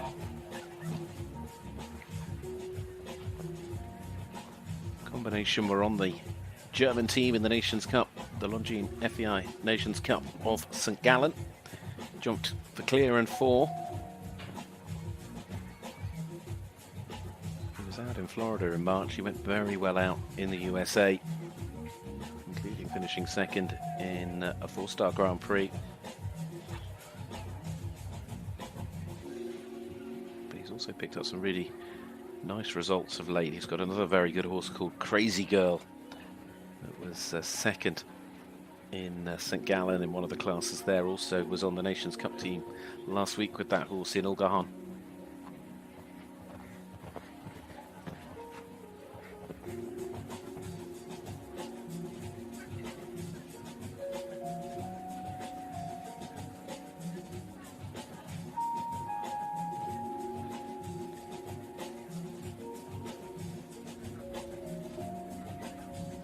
Just be okay in terms of time. I think he's a little bit slower than Jos Verlooy, but nevertheless, Germany were looking for a clear. They've got one as well. 78.42.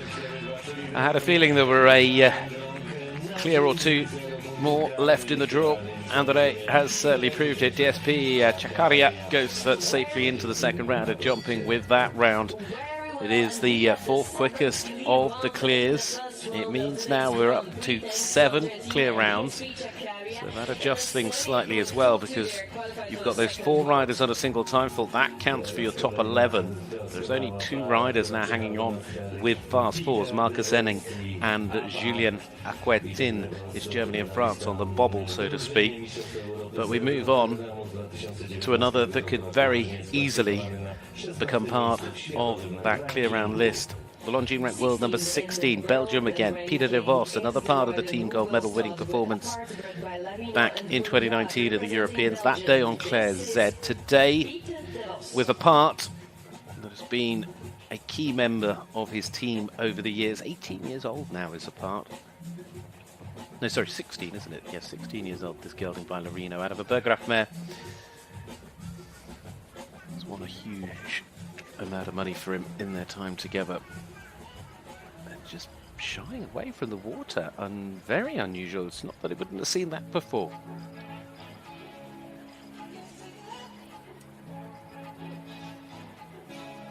It's only its second 5-star show of 2021.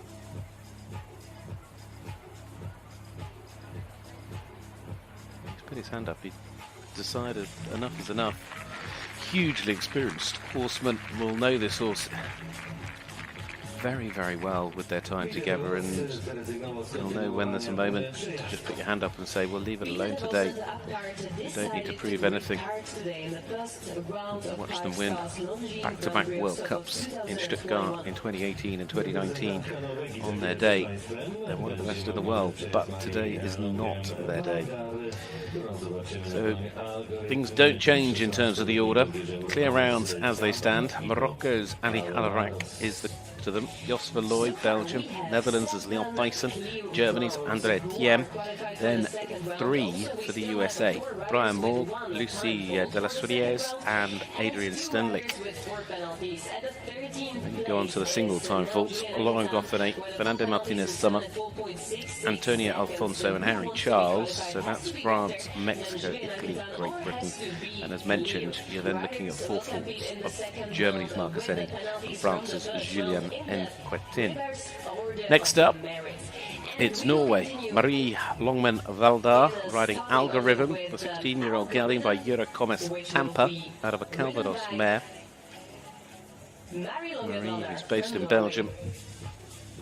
So recently jumped some nice rounds in Bonheiden, also back in the springtime in Villa da Frontera. This was a ride, would have been 2017 at the European Championships for Norway.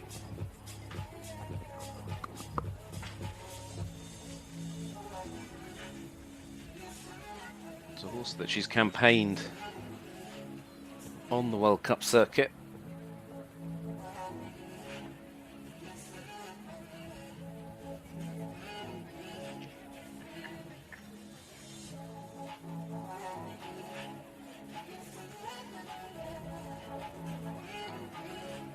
Interesting how the wall hasn't really caused any problems now. I've said it probably will, but it's how it's set them up onto that approach to the combination.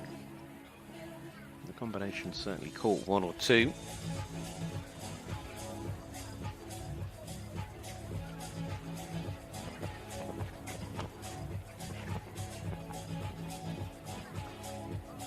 It's a very controlled round, but something's gone there which we haven't seen. Perhaps have a little look on the replay in a moment.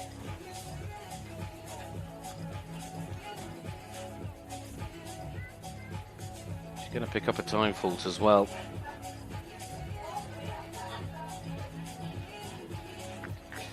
.83.49 is the final time, so it is a score of 5. 4 for jumping, 1 for time for Norway, for Marie Longman Valdar and Algorithm. Just have another look. It was the first part of the double. She caught the pole coming up. Double coming after the triple bar. Well, disappointment then for the Norwegian rider. So from Norway, back to home, to Poland. Andres Opeltek riding Koptinda, the 10-year-old gelding by Contagros out of with us next. Andres, who had such a strong youth career through to 2018, rode on the Nations Cup team for Poland in Uglohan last time out. That riding Stelando. Koptinda jumped well in Volkenswaard, also in the Grand Prix in Linz. Took it to the 5-star shows out in Doha as well back in February and March. Just sort of fell onto the upright in the middle of that line.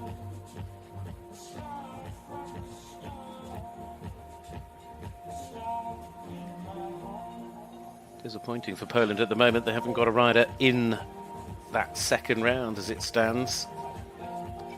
Still some really strong combinations for our hosts to come, though, a little bit later in the draw.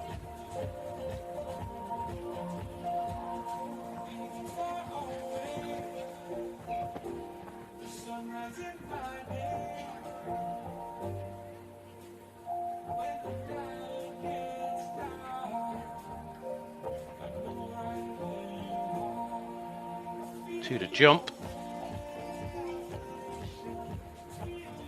second to home goes. So he's on 8 as he comes down to the Longines fence to finish. In on time, but 8 scored for Andrzej Sopot there, riding for Poland. So nothing changing in terms of the top of the order. Still quite a bit of jumping left in this competition. About 7 more left to come forward in the opening round. Into the Longines Rank World's Top 40 with the next rider to go. World number 39, it is Daniel Coyle. Made the trip from USA to be in Europe. Since the start of last year, from what I can see. Had another brilliant run. He's got such a great team of horses. In fact, he's fresh off the back of a very good win in the Grand Prix in Kentucky. That was on Legacy. This horse is Oak Grove Carlisle. It's a 13-year-old gelding, Holstein gelding by Casal out of a Carraro mare, and you'd perhaps be more familiar seeing it with Dutch rider Jeroen Dobbeldom, but it's now moved over. It's a brand new ride for Daniel. Jumped clear yesterday, their first time together. So still those moments of working the relationship out today.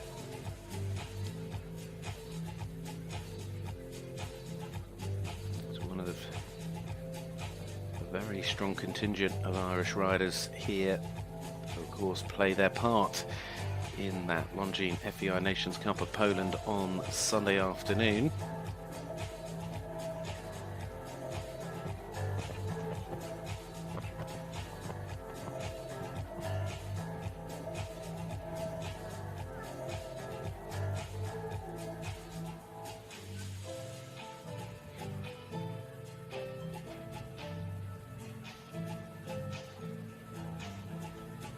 Playing sensible. It is, as I say, a brand new ride, but he's managed to keep the course distance down as best he could. He was always destined perhaps for a time fault because he had to just take a slightly steadier pace than we've seen with some, and I'm sure he'll be disappointed to finish with that one fence down. So it is a total of 5 for Daniel Coyle. Great to see him back in Europe and in 5-star action. I'm sure that combination will go a very, very long way together. This is their first show together. So Daniel Coyle, total of 5. Next up, it's Longines Rank World number 15 now. Another top talent from Belgium, Niels Bruynseels. 5 European Championships under his belt, along with a World Games appearance in trial. Recently, he was on the Nations Cup team in Le Boule with Jensen. This horse, though, is Illusionata van Mullenhof, 13-year-old mare by Lord Z, out of a Carthago mare. Jumped really well in the recent show in Valkenswaard. In fact, this horse has only jumped in 3 shows in 2021, all top competitions, 5-star shows in Saint-Tropez, Grimold, Valkenswaard and Madrid. It's one he trusts and knows very, very well.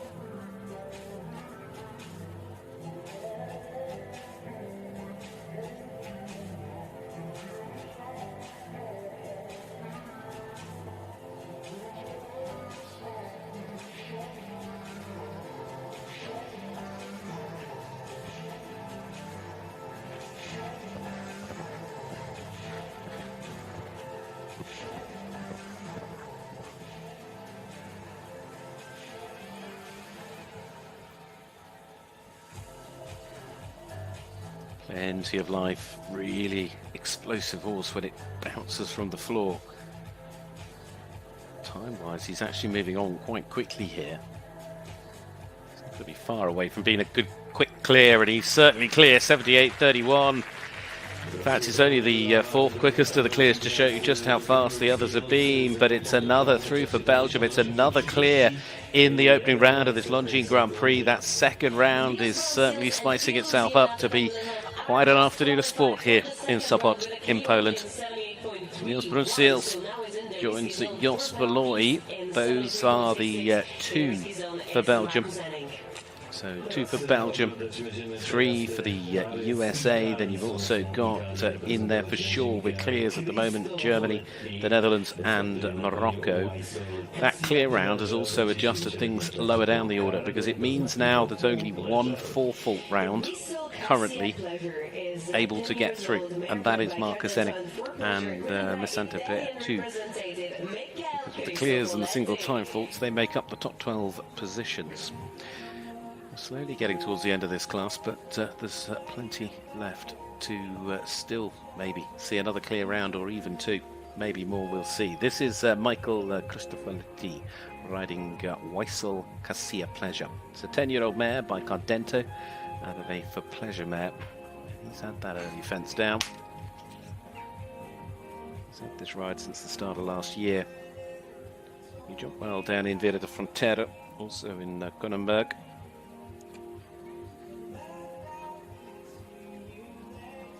Their routing in the 5-star event in Rome a couple of weeks ago was their first ever 5-star show. This is only their second 5-star event.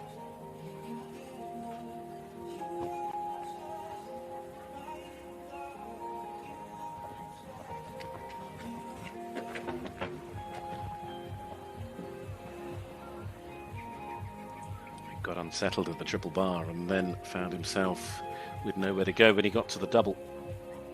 So it's their second 5-star outing. It's a horse that will continue to build its confidence at this level with Michael, but he sticks his hand in the air to signify to the judges that he's going to retire today. Michael Christopherletti and Wojciech Cassia Pleasure. 5 more. 5 left to go in the opening round of the Longines Grand Prix.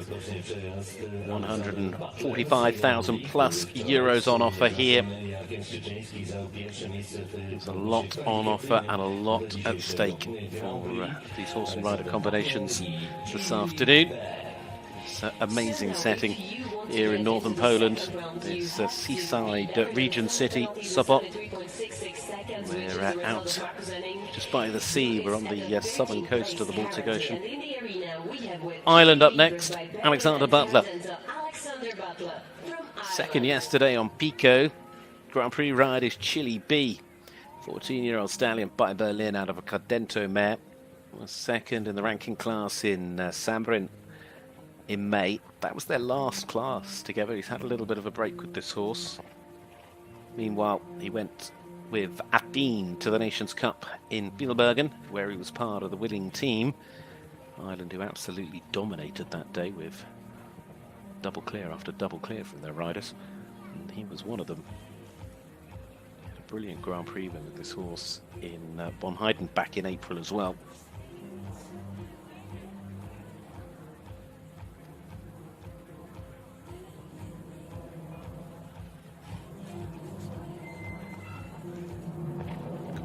Out the way.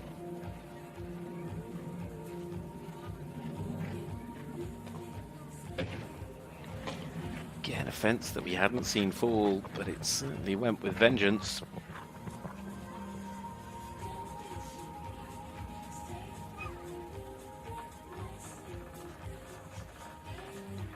Got a little bit lucky there because the pole is still currently rolling around in the cups.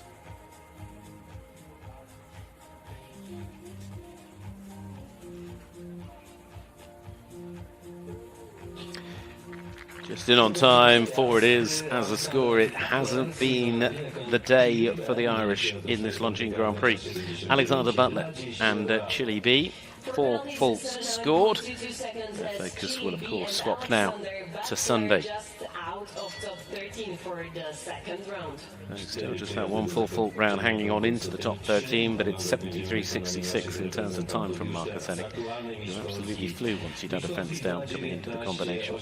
Next up, it's 1 of 3 still to jump for Poland. This is Wojciech Wojcianiec riding here with Cinta Blue, the 12-year-old gelding by Titan out of a Checo Blue mare. Took a brilliant Grand Prix win in Poznan Wola earlier this month in that 4-star Grand Prix. A couple of good second places in Linz back in April as well. He's had some really good Grand Prix results with this horse right here in Poland in CSI competition. In fact, right here in Sopot in the 5-star. Oh, he sent that down. He was 4th in 2018 in the Grand Prix.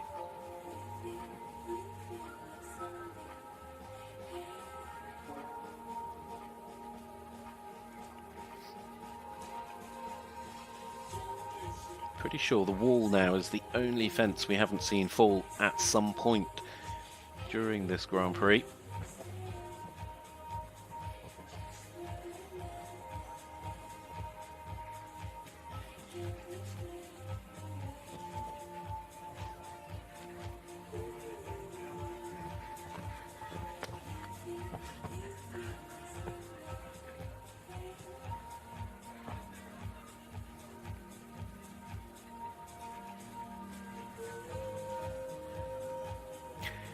The score, 2 to jump as he comes round away from home.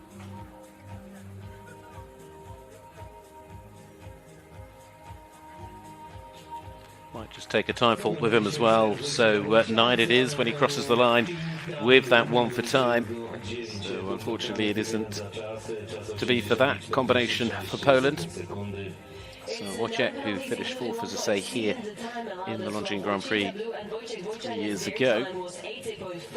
But there are still 2 more chances within the final 3 combinations, and that's what we've got down to now.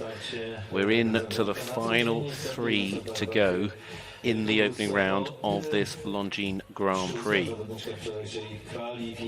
So the first of those 3, it is Veronika Rybarova riding Chiara, the 12-year-old mare. Combination was 6th here in the Grand Prix qualifier yesterday. It's had a good run this year, a couple of very good top 3 finishers in international competition here in Poland. Last time out, this combination jumped in their first 4-star event. That was earlier this month in Poznavala, and this is their first 5-star event together.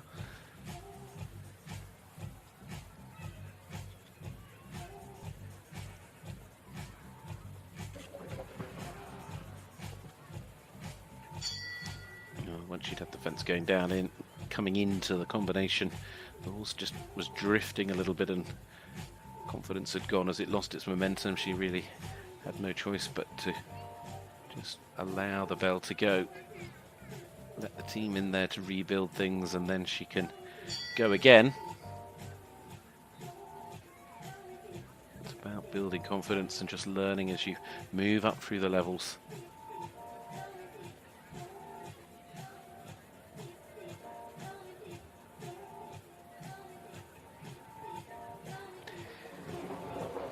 Well, the confidence going, but great to see that she's able to move straight back up onto her feet, because never nice when they fall. Really unfortunate end there for Veronika and for Chiara. Bridle's gone missing. The groom is stood there waiting and ready to untangle things. As I say, yesterday it started off so promising for them, their first 5-star competition, to see them finish inside the top 6, but it is a step up when you move into the Grand Prix. We are very sorry to say what a shame. that Chiara and Veronika Czerniecka-Wilska have to be eliminated from today's Grand Prix. Very little, if nothing, she could do once the horse had pitched her forward and the bridle went with her. Well, let's see them again over the next couple of days, and they can hopefully bounce back from that performance. 2 more to go, 1 for France and 1 for Poland. We'll start with France and Gregory Quaddar riding the 10-year-old mare Dedici by Norman Prenoir out of a Nelfrada Menson mare. Gregory's been having a good run recently. On his other ride, Coquet his 2nd in La Boule. This combination, top 6 in the 4-star Grand Prix in May down in Saint-Tropez-Grimaud. She's had a run of top world-ranking results this year, including the likes of Centaur, Villamora, and that result in Saint-Tropez as well. So, coming in to Sopot with plenty of confidence, and in all sport confidence counts. I always think in horses it perhaps counts a little bit more, because that feeling, that confidence it carries through to what you're able to give your partner in terms of the horse, because it is about you doing it together. It is about a combination, a relationship between horse and rider, being able to understand each other, to work together, to answer the questions the course designers set. And you need both of you to feel that you've got that belief and that understanding. When you're at this level, at the top end of the sport, it is perhaps at its most important.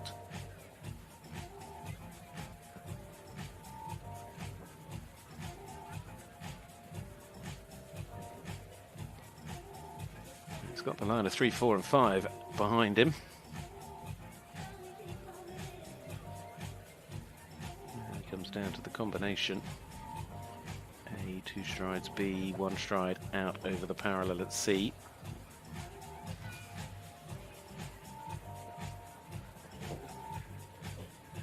Nice forward rhythm.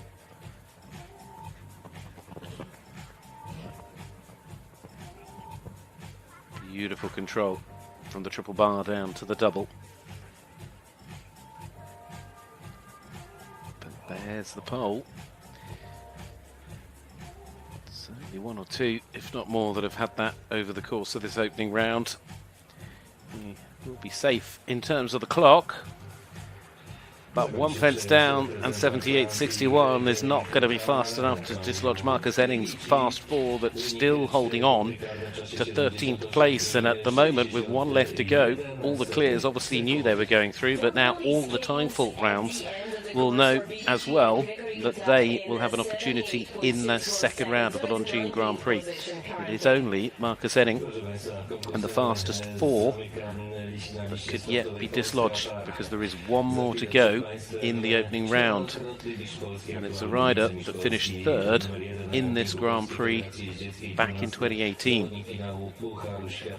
Jalasso, Zielinski riding Chaka Amioko. And a very good win in the 4-star a couple of weeks ago in Poznavola. That was their first show for this horse since February. Win in the World Cup round in Budapest at the end of last year. Again, though, this is the first 5-star outing for this partnership. Jaroslaw, who won on Jericho yesterday.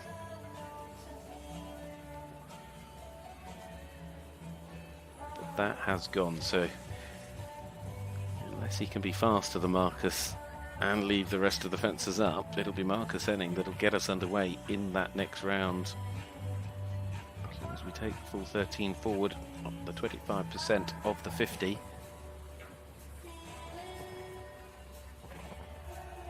Remember, they return in reverse order of merit in this Longines Grand Prix, so we'll see that fast 4, then it'll be onto the single time faults in reverse order, so the slowest through to the quickest of those, and then it'll be into the clears, being the slowest clear through to the quickest clear going last. And that means that Morocco's Ali Al-Arak, who gave us the opening clear, will be last to go in the second round of the Longines Grand Prix. Through the finish, and he's in on time, so it is 8 scored for the last out. Jaroslaw Zielinski, Chaka Amico there for Poland, wraps things up in round 1 of the Longines Grand Prix. But what a second round it has set up for us.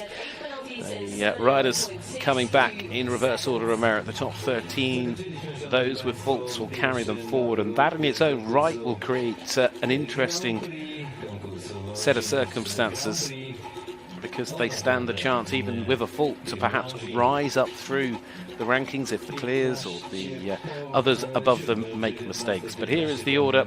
As I say, it'll be reverse in the jump on. Ali Al-Arak for Morocco, Jos Verlooy for Belgium, 1 of 2. Leon Thijssen in there ahead of Niels Bruynseels. Andrea Thiem, the 1 and only clear for Germany. Then it's 3 for the USA, Brian Morg, Lucie de la Chalière, Adrienne Sternlicht. Then you go into those single time faults. Laurent Goffinet for France, Fernando Martinez Summer for Mexico, Antonio Alfonso for Italy, and Harry Charles for Great Britain, and Marcus Enning and Miss Sante Praia too. Perhaps will feel a little unlucky they weren't clear because they had the first part of the combi down, but then Marcus put his foot to the floor and gave himself a chance which has come to fruition. Lots of stories to go with all of the other combinations, but we've seen some really fascinating jumping, some great sport that has kept us on the edge of our seat to see who will get in to round 2 of this Longines Grand Prix. Over €145,000 to be decided upon in this next stage of the competition. 2 years ago, the last time we were here in Sopot, it was Germany and Daniel Deusser that came out on top. Germany have a chance as one of the clears, maybe, to do it again in 2021. We'll be back in a moment with the jump off the second round of this Longines Grand Prix. Najlepiej zaprezentował się dzisiaj Michal Kazmierczak. 4 punkty karne, to znaczy 1 odrzutka. I bardzo dobrze zaprezentowała się także Natalia Czerniak. 5 punktów karnych, czyli 1 odrzutka. I nie zmieściła się po prostu zaledwie kilka setnych części sekundy w tym wyznaczonym czasie 80 sekund. Tak, bo tutaj w dzisiejszym konkursie gospodarz toru faktycznie wysoko postawił poprzeczkę, jeśli chodzi o normę czasu, i to była, myślę, największa przeszkoda dla większości par, ponieważ musiało to odbywać się bardzo sprawnie i faktycznie predysponowane do tego parkuru wyraźnie były konie, które miały dużo lepszą akcję, kadencję w galopie, bo po prostu wygalopowały ten dystans w tej normie. Akcja, kadencja. Jakbyśmy mogli wytłumaczyć to widzom, którzy pierwszy raz spotykają się na antenie Super Polsatu i Polsatu Sport News z jeździectwem i ze skokami przez przeszkody. Tak, takie, które bardzo, bardzo wydajnie galopują, tak? Mamy wrażenie, nie dopingujemy i tych koni, tylko jak one cały czas same nas zabierają, są chętne do tego pójścia naprzód, do dążności do ruchu naprzód. Może nie będę faktycznie używać takich trudnych słów, ale chodzi o to, że to są konie takie zaawansowane w krew, które po prostu pomimo dzisiaj dość gorącej aury dalej chętnie chcą biec. Teraz króciutka przerwa, a po niej wracamy na Sopocki hipodrom. Przed nami decydująca rozgrywka w Grand Prix, tej imprezie 5-gwiazdkowej, bardzo prestiżowej w świecie skoków przez przeszkody.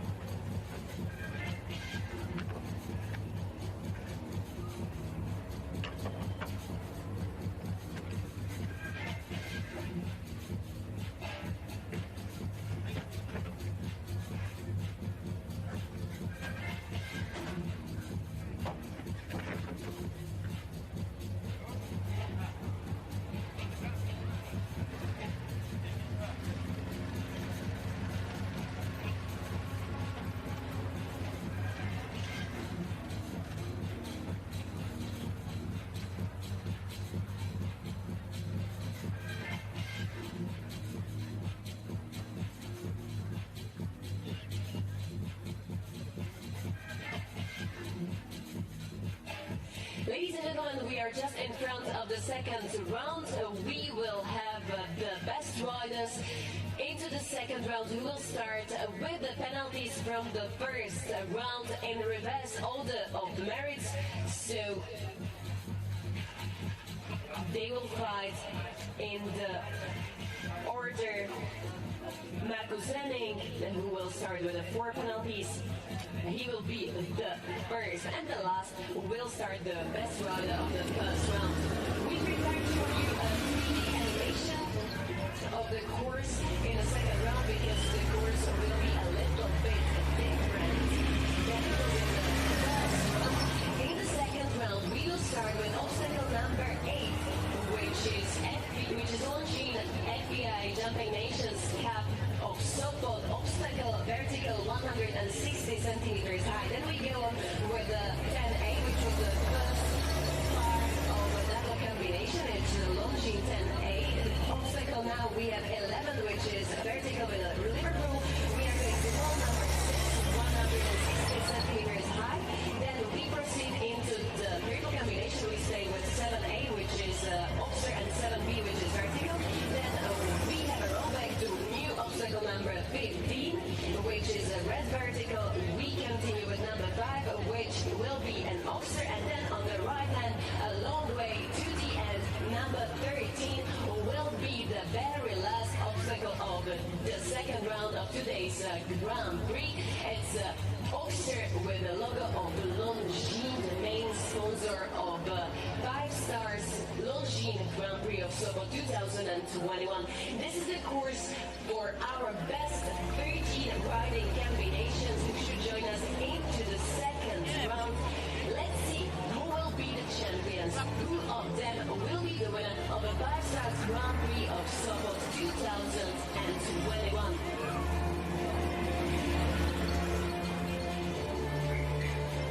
Mieliśmy okazję zobaczyć animację na telewizie, jak będzie przebiegać trasa przejazdów na wrocie drugim.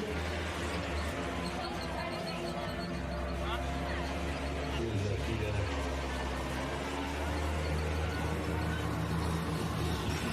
zobaczymy raz jeszcze, jak będzie przebiegać trasa na wrocie drugim. Rozpoczynają zawodnicy od przeszkody numer 8. Pierwszy człon z części podstawowej stacjonarza 10. Zakręt w lewo, przeszkoda numer 11. Po zakręcie zawodnicy pokonywać będą przeszkodę numer 6, a następnie podwójny szereg 7 AB. Po czym zakręt w lewo i przeszkoda numer 15. Obser numer 5 i do mety kończyć drugi nawrót będzie przeszkoda numer 13.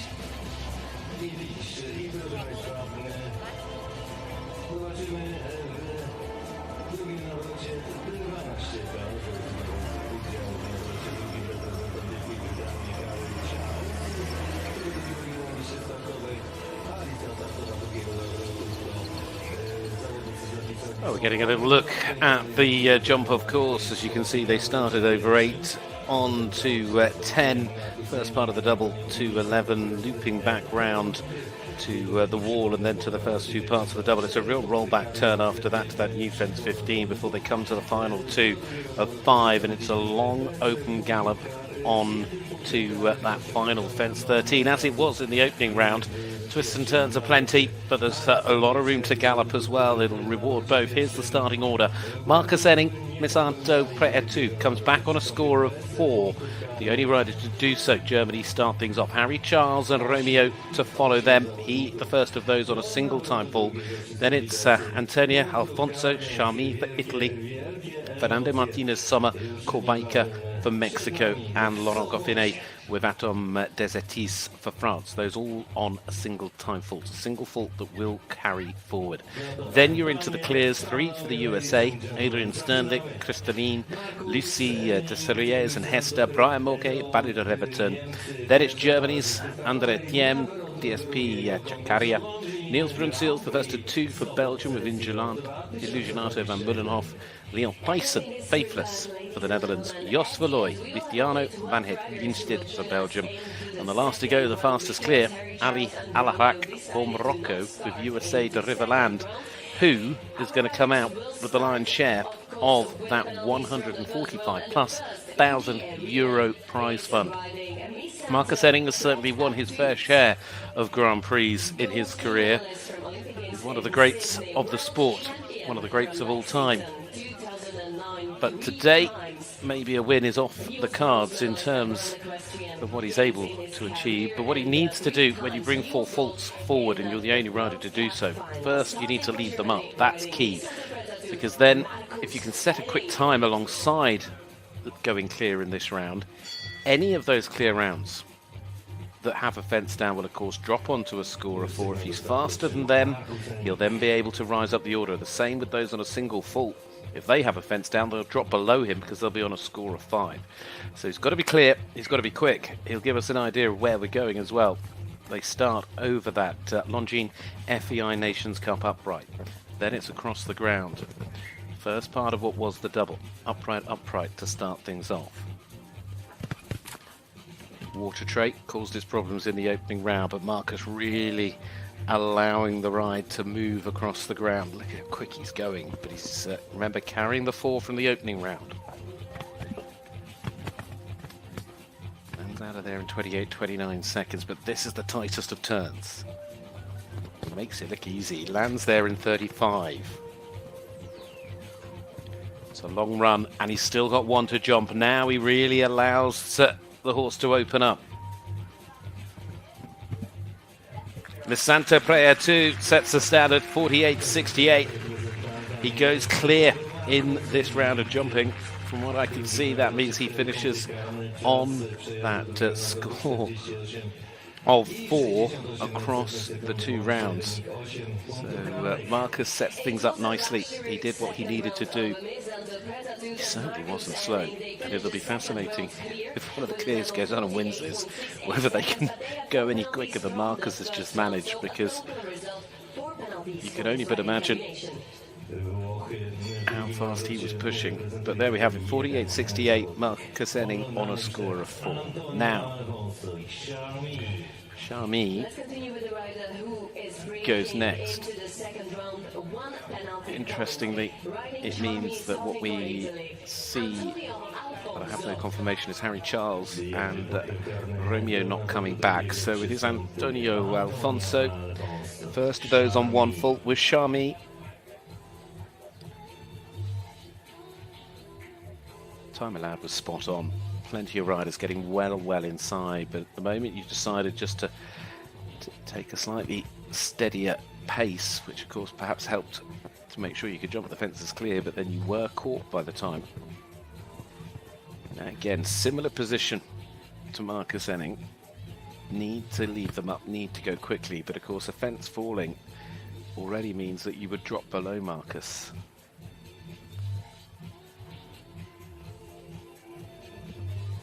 If everybody goes clear, you need to set the quickest time of those on a single fault to push yourself up the order. Now Marcus landed over this fence, but he's already gone a lot wider as Antonio. He's some 5-6 seconds slower than the time of Marcus Henning.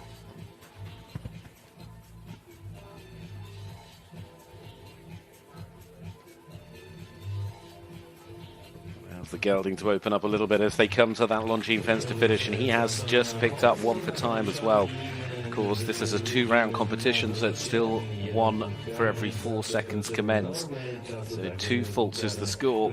Antonio Alfonso playing safe, being cautious, and playing the long game perhaps to let mistakes come, to see him rise through the order that way. It means whatever, he stays ahead of Marcus Henning, so he has taken the lead from the 2 that we have seen jump. So that was Italy's turn. Next is Mexico's. This will be Fernando Martinez Summer and Corbeca. Another on a single time fault. This 14-year-old gelding by Calandro. What will his approach be? Uwaga zawodnicy, została zmieniona norma czasu w nawrocie drugim po korekcie. Norma czasu 58 sekund. Oczywiście do tego czasu, do tej normy także zostało skorygowane. In many ways, it won't be till we get to the clears that we'll light the blue touch paper on this jump off for this second round. This is technically the correct way to call it. So 58 seconds, they've adjusted the time allowed, which means that time fault of Antonio Alfonso's will disappear, and it means he'll stick with the one fault score. 56.52 was his time, so one fault it remains for the Italian. He was taking his time, but they felt it was fair to extend the time.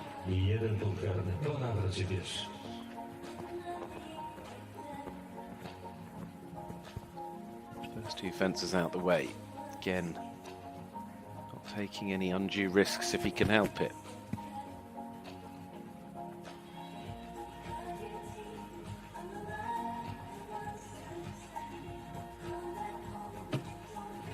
Gave the wall a little bit of a tap, but it's okay.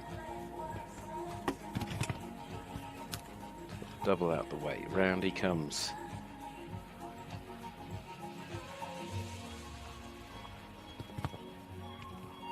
Again, he's that 5 or 6 seconds slower than we saw how quick Marcus Henning went. And I'm still going to have a little look at the end just to compare that backwards across this jump off this second round. They adjusted the time to 58. It means that he has jumped the jump off the second round clear. Fernando Martinez, some of them go second, 57.70. He is that little bit slower. Second place of the two on a single time fault. One more rider on a time fault from round one to come forward, and then we move into those on zero, those that are on a clear round from round one in this Longines Grand Prix here at this CSIO Sopot horse show. So the last rider to carry a fault in to round two is Laurent Gofferet for France with Atom Desertius. This 11-year-old stallion by my Lord Carthago. Now, will his approach be to just perhaps try to push on that little bit quicker? He won't want to drop behind the two that we've already seen on a single fault, but he also won't want to drop a pole.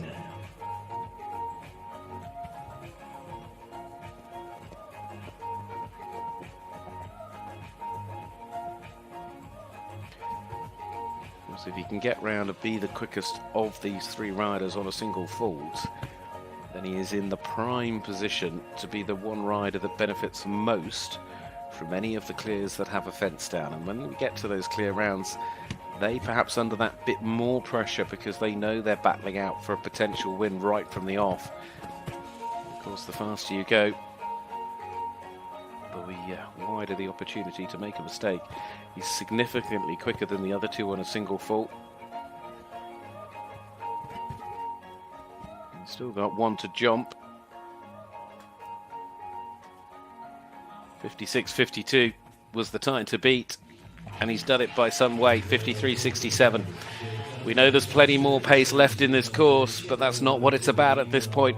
It's about ensuring you're the best of those coming back on a time fault from round one, and that he is. Laurent Gofferet will be in position to benefit now if anyone above him has a fence down.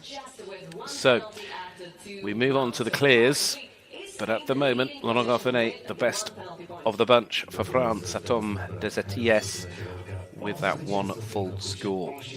So the first of three combinations for the United States of America. It is Lucy that comes forward first. This is Lucy Desfleury riding Hester. She's really getting set to try and lay a marker down. The first of the clears to go.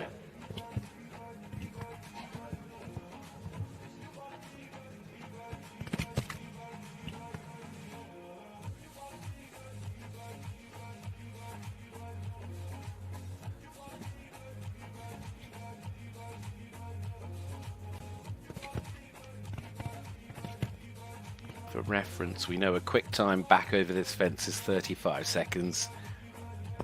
She's faster than that, so we are seeing one of the quickest rounds so far. She wants to put the pressure on all of those to follow, and at the moment she looks set to be able to do that if she can just get over the last.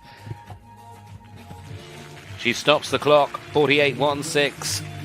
How good will that turn out to be? Because it looked very, very good indeed. Super, super round of jumping from the young American rider. Lucy then and Hester put the pressure on all of those still to come in this Longines Grand Prix. Interestingly as well, Adrienne Sternlicht, I think, has also withdrawn from this second round. The Cristello, of course, her ride, part of that team that took the gold in Tryon in 2018, not returning, as far as I can tell, in this second round. So we move on, and to another back on a zero score as they all are now, and it's the second for the USA. Brian Mulgrew riding Ballou de Reverton. This simply stunning stallion by Conor Dablensky that has been one of the world's best horses, that now in Brian's hands since the start of this year, and it's a relationship that really is blossoming.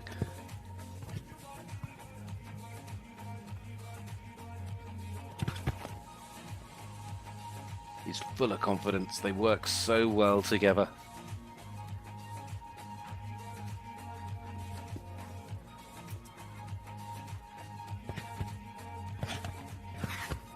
Now this rollback's key. He needs to be landing over this upright in around 33, 34 seconds.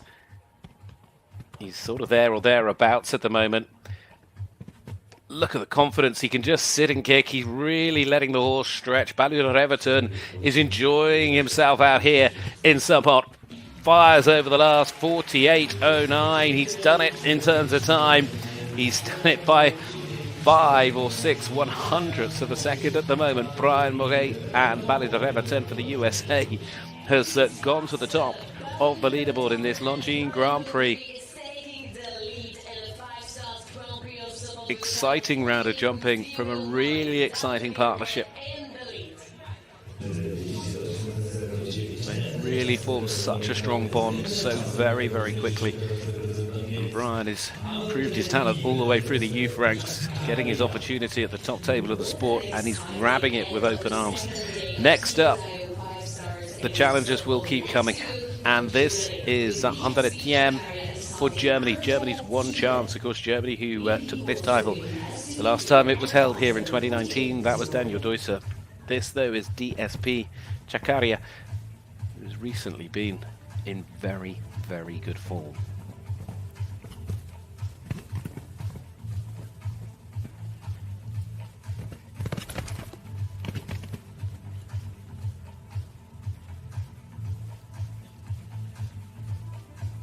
Course that's really rewarding horses that can jump and run.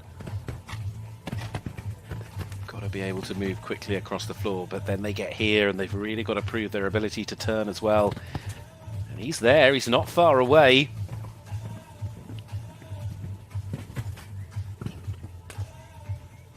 He's chasing 48.09. There's the difference. This is going to get awfully, awfully close. And it's less than a second in it, but he's the wrong side. 0.8 off for Germany.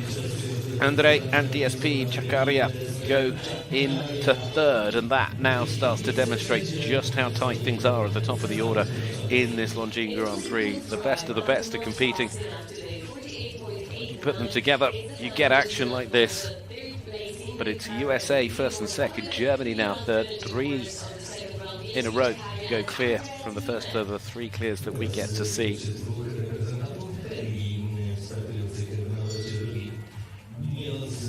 But now we move on to Belgium. Niels Bruynseels, Illusionata van Mullenhof.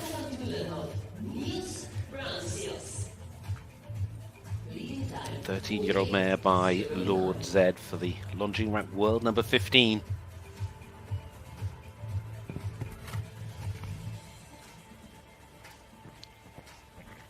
Is one of those riders that can be devastatingly quick against the clock. full of confidence. Nice and tight. He hugs the wing as he comes around the corner. It's a long run back to the wall.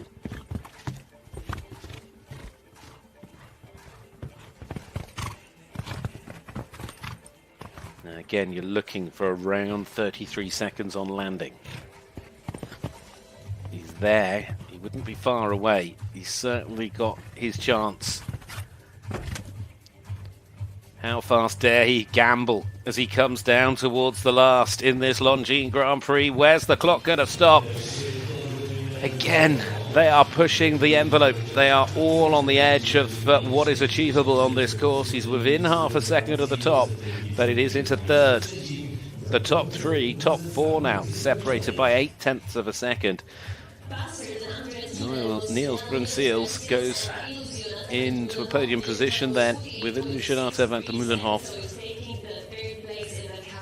We're down to what is, I think, 3 left to go, of course, now. The Netherlands, Belgium and Morocco. The fastest combination from the opening round, remember, gets to go last in the second round. One of the great names of the sport in the Netherlands. Plenty of knowledge and experience in the saddle here with Leon Thijssen riding faithless MVDL. What can this mare do? She's 11 years old now by Ukato.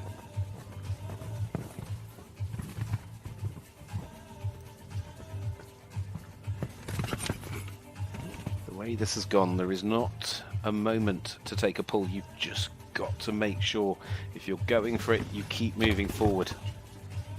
Keep the angles as simple as possible.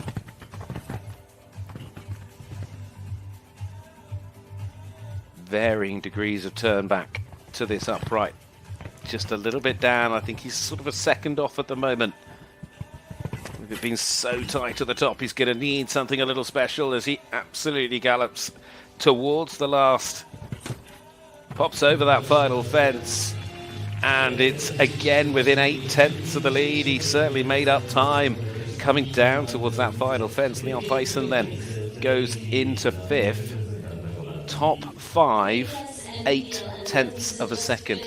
There is absolutely nothing in this. This Longines Grand Prix proving to be a simply splendid afternoon of sport here in the sunshine in Sopot.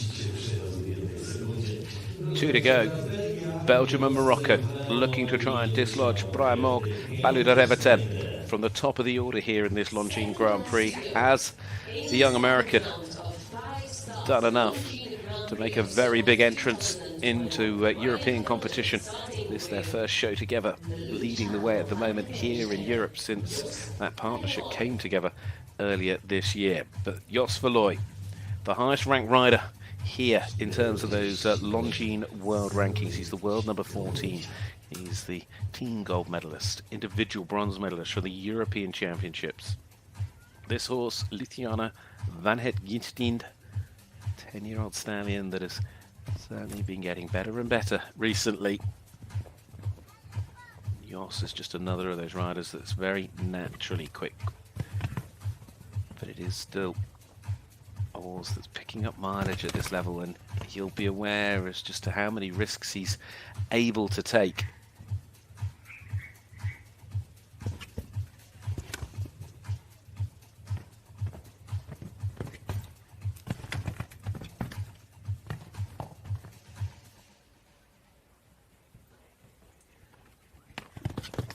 Again, he's a little bit down in terms of the time.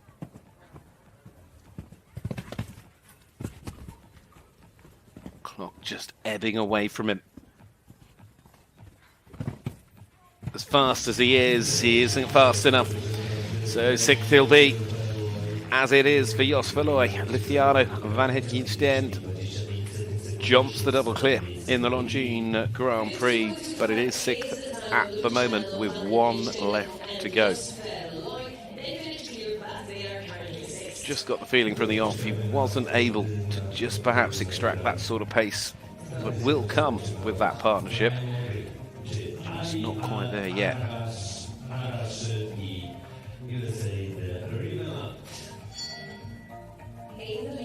1 to go. Here we are. to the final partnership of the Longines Grand Prix here at this 5-star CSIO Sopot Horse Show. The Longines FEI Nations Cup of Poland event. The Nations Cup comes on Sunday. The Longines Grand Prix is decided right here, right now, with Morocco, the last in, being Ali Al Harrak, and USA de Riverland chasing down the USA's Brian Morgan and Balu de Reverten. 48.09 is the time to beat. It will need to be one of the best rounds that this combination have ever ridden if they are to dislodge Brian at the top of the standings. Just slipped a little bit coming back on the corner. He's got to roll the dice somewhere. He's gonna have to gamble.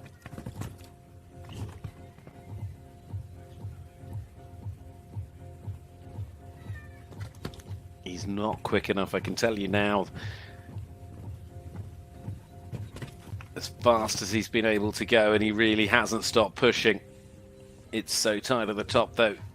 What sort of difference it will make as he does land over the last to wrap things up in 51.51 for Ali Al Harrak and USA de Riverland for Morocco. They finish in 7th, but it means here this Longines Grand Prix at the CSIO Sopot Horse Show in 2021 goes to the USA with Brian Mogre and Balu de Reverten, the simply brilliant stallion of Anne Thompson by Cornetta Blensky, 15-year-old super stallion, has done it here in Poland. And what a partnership they have made, considering they've only been together since January. But Balu de Reverten, simply brilliant in Brian's hands. But full marks to the USA's Lucy Desailliers, who finishes in 2nd on Hester. And she lands in Europe with a brilliant start to her campaign. Look how close it was as well. Absolutely nothing in it at the top. 7/100ths of a second. But all the way through the order, it was so close. Belgium's Niels Bruynseels, Lucianata van Mullenhof finishes in 3rd place. And André Time for Germany finishes up in 4th. Leon Tyson, Faithless MVDL in 5th. Jos Verlooy and Luciana van het Ginstein for Belgium in 6th place. What a competition. It never fails to disappoint. It is absolutely brilliant sport. Dziękujemy bardzo, a w studiu ponownie dwie What Aleksandry, an afternoon we've been able to enjoy here. Lusina, So, Gołaś, thank you for being part of the journey here with this Longines Grand Prix. Of course, make sure you join us for the Longines FEI Jumping Nations Cup of Poland on Sunday and all of the other action besides. But from us here in this wonderful seaside sound of this city of Sopot, thank you for being part of it, and congratulations once again to Brian Morgan and Balu de Reverten. Niels Bruynseels. Czy to są niespodzianki? Myślę, że tak, ponieważ Amerykanie przywieźli taki skład, którym chcą sprawdzić, czy mają potencjalnego kandydata do udziału w Igrzyskach Olimpijskich. No i widać, że ci młodzi aspirują do tego, żeby jednak na tą olimpiadę pojechać.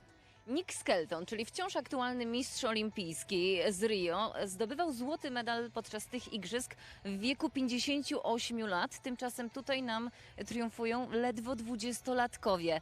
Gdzie tu jest klucz? Skąd wiemy, kto powinien być lepszy? A już powiem, zawodnik, który właśnie wygrał ten konkurs Grand Prix, jest prowadzony przez mistrza jeszcze aktualnego Nicka Skeltona. Tak, tylko wcześniej rozmawiałyśmy zakulisowo i mówiła Pani, że wiek, że doświadczenie, że im starszy, bardziej doświadczony jeździec, tym lepiej jeździ, tym lepiej rozumie się z koniem. Tymczasem, tak jak powiedziałam, Brian Mogri, który dziś triumfuje, ma zaledwie 20 lat, jego koleżanka z reprezentacji 22. Ale warto dodać, w jakim wieku są ich konie, ponieważ to też jest kluczowe. Jadą na bardzo doświadczonych koniach, które już miały szansę zdobywać doświadczenie pod innymi jeźdźcami, którzy je nauczyli tego fachu, że tak się wyrażę. A Lucy Desailliers miałam okazję ją podziwiać już jako dużo młodszą dziewczynę, jak jeździła na właśnie tym koniu Hester, jeszcze takie konkursy stylowe właśnie w Ameryce. Tak, jej koń Hester ma już 15 lat, jeśli dobrze sprawdziłam. Czyli tutaj doświadczenie konia przeważyło. Myślę, że w dużej mierze tak, ponieważ te konie świetnie przygotowane, doskonała opieka trenerska i młodzi zawodnicy, którzy, no musimy pamiętać, nie zawsze liczą, oni po prostu często jadą bardzo odważnie, bo nie mają nic do stracenia, nie mają na plecach, że są mistrzami, że muszą jakąś tutaj pozycję też wysoką, ale niekoniecznie atakują pierwsze miejsce. Amerykanie zawsze jeżdżą bardzo mocno, zawsze są zdeterminowani. No i myślę, że tutaj jeszcze kwestia tego, że oni są młodzi, więc zupełnie nie ograniczeni w żaden sposób jakimiś tam rozliczeniami, rachunkami. My w naszej kadrze też mamy kilku młodych, odważnych jeźdźców. Wśród nich jest Andrzej Opłatek, który akurat dzisiejszego przejazdu w Grand Prix pewnie nie zaliczy do jednego z najbardziej udanych w karierze. 8 punktów karnych, dalsze miejsce w tej stawce, ale sprawdzamy, jak skomentował swój dzisiejszy start. Rozmawiał z nim Piotr Ziętkowski. Ze mną jest Andrzej Opłatek. No niestety 2 zrzutki. Jak ty podsumujesz w ogóle dzisiaj swój przejazd? Jestem zadowolony bardzo z mojego konia. Miał dzisiaj naprawdę bardzo dobrą formę. Pierwsza zrzutka na białej stacjonacie, na której było bardzo dużo błędów i też trudno się jej zmieniała razem z biegiem słońca, ponieważ pojawiało się coraz więcej cienia. Też się wahałem, czy jechać tam na 9 czy na 8. Wybrałem opcję 9 i troszeczkę to mi wyszło za długo i za wolno. Stąd ten błąd, ale generalnie jestem bardzo zadowolony z kontinera. Po tej rocznej przerwie spowodowanej pandemią koronawirusa znowu najlepsi jeźdźcy na świecie mają szansę, możliwość uczestniczenia w turnieju tutaj w Polsce, w Sopocie. Jak ważny jest to turniej właśnie dla jazdy konnej w Polsce? Zdecydowanie jest to największy i najtrudniejszy turniej jeździecki w Polsce, więc bardzo się cieszymy, że te zawody powróciły do kalendarza, ale myślę, że też takie dla nas, dla jeźdźców, taki powiew normalności, kibice, powrót większej liczby zawodów, to naprawdę bardzo, bardzo cieszy i jest istotne, szczególnie teraz, gdy się wszystko odmraża i zaczyna dziać powoli, normalnie od nowa. Na co dzień trenujesz jednak nie w Polsce, ale w Szwajcarii. Powiedz, czujesz się takim gościem przyjeżdżając tutaj z powrotem do Polski? Tak, przez ostatnie 2 lata jeździłem o wiele mniej zawodów w Polsce. Też spotkałem mnie przerwa koronowa w Szwajcarii, więc praktycznie w ogóle nie zjeżdżałem do Polski, więc nieco czuję się jako gość, ale mam wiele wspomnień z dzieciństwa, z Sopotem i zawodami w Polsce, więc zawsze miło jest tutaj być. Masz 24 lata, a już jeździć w Global Champions League. Powiedz, jak to jest właśnie rywalizować na co dzień z tymi właśnie najlepszymi jeźdźcami z całego globu? Tak, to jest zdecydowanie bardzo cenne doświadczenie, objeżdżenie i właściwie takie poczucie się normalnie wśród tych zawodników i że to są zawody, w których uczestniczę i to nie jest event, który zaskakuje i paraliżuje, tylko to jest coś normalnego, więc dla mnie, młodego zawodnika, jest to świetne doświadczenie i bardzo, bardzo cenię sobie te rozgrywki, a także dla mnie i dla moich koni wiele różnych aren i najwyższy światowy poziom, więc też mam trochę poczucie, jak to tam wygląda. To jakie w takim razie plany na przyszłość? Teraz po Sopocie będzie mała przerwa, potem będę z powrotem układał kalendarz. Mam nadzieję, że pojawi się CSIO w Budapeszcie, jeżeli uda nam się dostać, a potem będę dalej kontynuował rozgrywki Global Champions Tour i mniejszych zawodów, więc na najbliższą przyszłość tak to wygląda. Bardzo Ci dziękuję i życzę powodzenia. Dziękuję bardzo. Andrzej Opłatek to jeden z tych naszych młodszych jeźdźców w reprezentacji, która między innymi w niedzielę powalczy tutaj w Pucharze Narodów, czyli też tych najbardziej prestiżowych drużynowych zawodach w kalendarzu Międzynarodowej Federacji Jeździeckiej. Tak jak mówił, na co dzień trenuje w Szwajcarii, między innymi razem z wicemistrzem świata Martinem Fuchsem. Czy to jest nasza nadzieja na przyszłość? No zdecydowanie tak, oczywiście, bo ma jakby na co dzień ten udostępniony ten warsztat, który tak naprawdę jest najcenniejszy od pewnego poziomu. Te wszystkie szczegóły warto było zwrócić uwagę, jak powiedział, że cień przy tej przeszkodzie jakby się zmieniał, przy takich właśnie na tym poziomie, takie rzeczy właśnie dostrzegają ci najlepsi i natychmiast umieją odpowiednio zareagować, bo tak naprawdę ta dyscyplina głównie na tym polega, że jest mnóstwo czynników rozpraszających, a my musimy wykazać jakby 100% koncentracji wraz z naszym koniem i jeszcze musimy zrobić ten cały przejazd właśnie bardzo szybko, więc tak naprawdę to są bardzo często kluczowe wskazówki, które mu są udzielane na co dzień przez najlepszych fachowców na świecie. Ja tak zerkam do tyłu na parkour, widzę, że już wszystko jest gotowe do ceremonii dekoracji dzisiejszego konkursu Grand Prix, więc już szybciutko przenosimy się do komentatorów. Reprezentantki Komitetu Organizacyjnego CSIO Kaja Koczurowska-Wawrzkiewicz, prezes hipodromu Sopot i pani Agata Komorowska, dyrektor sportowy hipodromu Sopot. Jest jeszcze oczywiście z nami honorowy przewodniczący Komitetu Organizacyjnego, prezydent miasta Sopotu, pan Jacek Karnowski.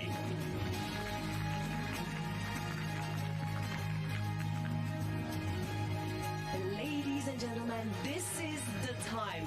This is the minute which remains until we will see the best 5 riding combinations of today's 5 stars Longines Grand Prix of Sopot 2021. Let's welcome the 5th place rider for Netherlands, Leon Thiessen and Faithless MVDL. A teraz za reprezentantem Holandii, 4. w tym konkursie, Andre Time, DSP Czakaria, Niemcy.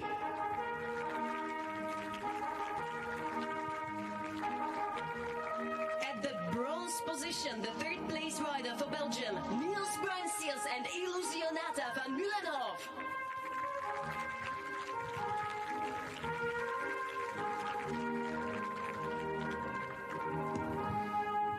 Miejsce drugie. I już za chwilę na hipodromie w Sopocie reprezentantka Stanów Zjednoczonych Lucy Deluriez i Hester.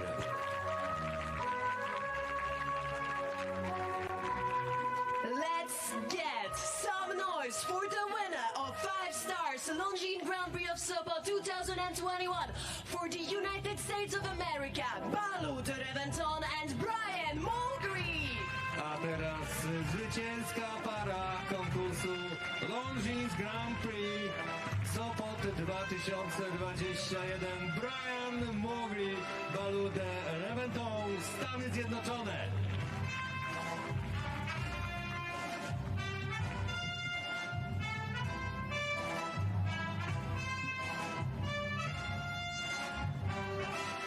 Szef komisarzy pan Zbigniew Sajk prowadza w tej chwili do bramki sponsora tego konkursu, firmy Longines, zwycięzcę konkursu Grand Prix Sopot 2021. The winning combination of CSIO 5 stars Longines Grand Prix of Sopot 2021 is Brian Mulgrew and Baloo de Reventon. And in the honor of the winning combination, please raise up now for the national anthem of the United States of America. Bardzo prosimy Państwa o powstanie już teraz. Hymn Stanów Zjednoczonych.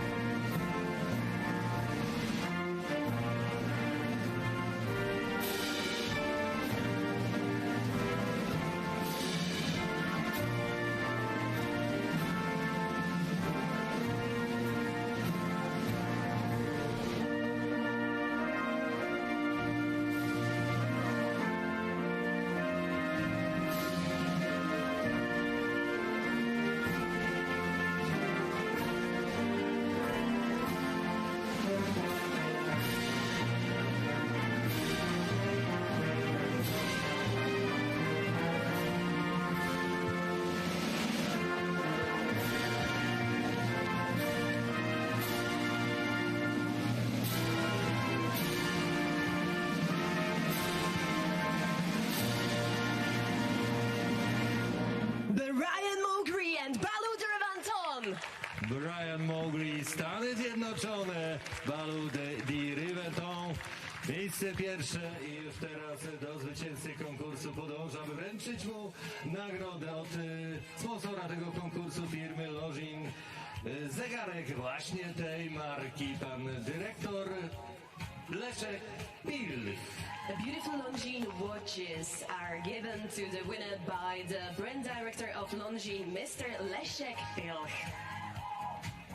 A za chwilę nagrodę wręczać będzie i gratulacje w imieniu Komisji Sędziowskiej i Światowej Federacji Jeździeckiej. Pan Bruno Lausch ze Szwajcarii. And of course, there will come a congratulation from the representative of the World Equestrian Federation and the foreign judge of this show, Mr. Bruno Lausch from Switzerland. Bardzo prosimy, teraz nagrody wręczać będą w imieniu Komitetu Organizacyjnego. Gratulacje składają pani Kaja Koczurowska-Waszkiewicz, prezes Hipodromu Sopot oraz pani Agata Jarzycka, dyrektor sportowy Hipodromu Sopot. And the prize is being presented also by the president of Hippodrome Sopot, Mrs. Kaja Koczurowska-Waszkiewicz, and the show director of Hippodrome Sopot, Mrs. Agata Komorowska. A teraz już... Dziękujemy pięknie naszym komentatorom, a w studiu były z Państwem Aleksandra Lusina-Gołaś i Aleksandra Schuttenberg. Już zachodzące słońce nad Sopockim Hipodromem, a to znak, że zawody CSIO 5-gwiazdkowe konkurs Grand Prix się zakończyły. Górą Amerykanie. Pytanie, czy tak samo będzie w niedzielę podczas konkursu Pucharu Narodów. To są te najważniejsze zawody podczas tej 4-dniowej imprezy na Sopockim Hipodromie. Pięknie już dziś Państwu dziękujemy. Jutro, tak jak powiedział pan Hubert, spotykamy się o godzinie 13:30. Konkurs kuców, między innymi z udziałem dzieci, później kolejne zawody z najlepszymi jeźdźcami świata, a w niedzielę, punktualnie o 12:00 konkurs Pucharu Narodów. Dobrego wieczoru i do zobaczenia.